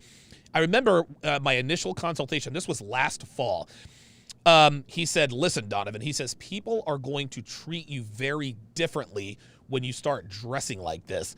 And he was 100% right, man. It is just in the airport, TSA security. It's incredible. If you're wearing trousers, I didn't have to wear a tie. Nice shirt, dude, tailored shirt, tailored jacket, trousers, some nice loafers. I've got my Toomey bag and everything. Dude, they treat you like you're royalty. Am I wrong? Yeah, let me compliment you real quick, all right? You look dope for the CME. Like everything you wore on stage for opening night, your speech. And let me say something. You're not done with the suit. The suit is part of it. Right. But again, it's your walk. You got to have a power walk. Yeah. Okay. The way you walk in, you better have a little pep in your step, a little swag to you. Okay. Like it's not just, there's so many layers to being the ultimate man. Yes. Okay. So yes, part of it is fashion. Donovan looked fantastic. I was impressed. Thank you. Like you had the vest, the contrast collar, I believe. Yeah. You had the patterned shirt with the tie. Dude, I looked at everything. And on top of it, you stood tall. Yeah. You didn't smile too much. Nope. And that was part of your game because you're focused. You were tapped in. So just remember, guys, you could have a new outfit on, but if you don't have the walk down, if you're smiling too much, keep in mind something. You could be too fashionable and it could be unattractive. You could have too many things on, like a hat with a feather in it and a pocket square and a bow and all kind of shit. And now they're like, you're trying too hard. You're like a bitch. Okay. You're like a bitch out here trying to get attention, validation. Right. So remember, focus on the fit. Quality and fit matters the most, but haircut matters a lot, grooming, and also just your body language and how you position yourself in places. So you could just be standing there or you have an eye like, I'm going to position myself right there. Right in that spot because it's close to where everyone is congregating. And this gives me an opportunity to not only be seen, but to listen to conversations. Yes. That's another thing. You're sitting here having your drink, but you're not really having your drink. You're listening to what everybody is saying in back of you and to the side of you. And now you're thinking of how you're going to game everybody up in the room. Real time. so this is where it's at. By the way, somebody in the chat wants to know where you got that jacket. I got this from Zara. Oh, okay. I have no Zara.com. Okay, Yep. Zara.com. All right, well, there you go. D Digital with the $10 super chat says tuition. Geeky Anomaly, $2 says, well, maybe not the Venetian security. Yeah, well, it is what it is. The Venetian treated us very, very well. Okay, listen, man, this was a fantastic health as wealth, says EO is on point. Yeah, man, I got to tell you, man, this is why I knew I had to have you on, man, because you spit jewels all the time, but this is interesting. You very rarely talk directly about women. And I think that's what guys are drawn to. Just like you and Steve the Dean always say, the game is not about women. Like the minute shout out to Steve. Shout out to Steve the Dean. The minute you figure out that the game is not about women, dude, you're halfway there, man. Yeah, if the game is about women, you're always going to lose and they're always going to leave you. Real okay, talk. just remember that. If you make it about her, you lost, she's leaving you. She might leave you for someone that you ever hear a woman say, I can't believe he cheated on me with that bitch. Right. Like like whether she's uglier right. or she got a little rinky dinky apartment above a bar somewhere. Right. Like she's just like, they're very judgmental. So it's the same thing with a man. You know, it's the same thing with a man. You got to make it all about you, because at the end of the day, it is about you. That's right. And she's just she's being invited in. See, remember, I said this yesterday during a show. Don't need her, want her. Right. Don't beg her, invite her. Ooh. There's a difference behind that energy. So don't beg her, invite her, okay? And don't need her, but there's nothing wrong with wanting her if she qualifies to be there. Man, that is incredible. Coach EO, gentlemen, in here dropping jewels. Divine Smack says, thank you both for this information. Knight and Shining ASMR says, this is good advice. Yeah, awesome show, man. Guys, listen, like, comment, subscribe, and share. Subscribe to Coach EO's channel. I'm going to have Devin go in, and we're going to put we'll put the links for his book as well as his channel. You guys can catch Coach EO on the 7 this Sunday evening at this Sunday evening at 8:30 Eastern. Dude, I have a million things that I have to be doing. Listen, Everett, thank you very, very much for my pleasure. For making time with us. And I'll see you in a couple days, man. All right, man. Peace out, everybody. All right, Coach EO. Gentlemen, listen, dude, EO brings the knowledge, man. Like, he talks about, it's interesting. He talks about things that you would never, and it's so funny. Like, he talks about things that I'm aware of that I don't know that I'm aware of. Like the fact that you have to, like, tipping. Dude, I have always been a fantastic tipper. Whoever is serving me, the bartender, the hotel staff, I always make sure that I am greasing everybody's palms. I remember we were staying at one of the venues last Christmas time. No, actually it was Thanksgiving week. Dev and I were scouting out venues for the CME, and I was doing what I was obviously I was doing what I do, and the driver, this is like halfway through, the driver was like, hey man, like, you're getting a really good reputation. People have been talking about you. You've got a really good reputation. Well, I had a really good reputation for tipping. Anyone who was a part of the staff who came to our suite, they got a $20 bill. It didn't matter if it was for bringing us a soda, sleeping pills, didn't matter what it is. If they came to our door, I gave them a $20 bill. And I do that to build a good reputation. I do that so that you're well taken care of. Listen, if you take care of the people that take care of you, they will definitely take care of you. So let that be a lesson. Brian Burton, $10, says, and another thing to add, I just jumped on here, is posture. Head up, chest out. 100% true. Just like EO said, you could be dressed to the nines. If your posture sucks, if your body language sucks, it's going to fall flat. It's going to fall flat. Pardon me. That is going to do it for this, the 742nd edition of TSR Live. Stay tuned on Sharpstream for Season 2 of Temptation Island. Thanks for watching, guys. Have a good weekend.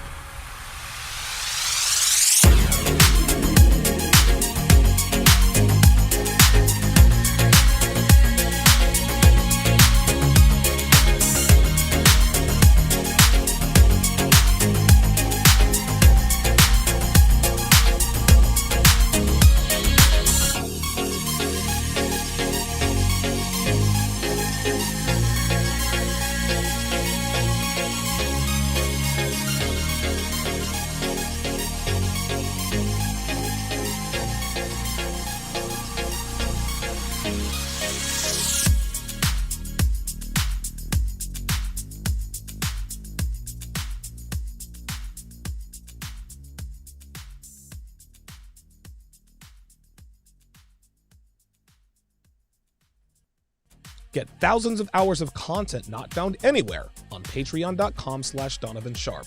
Link in description.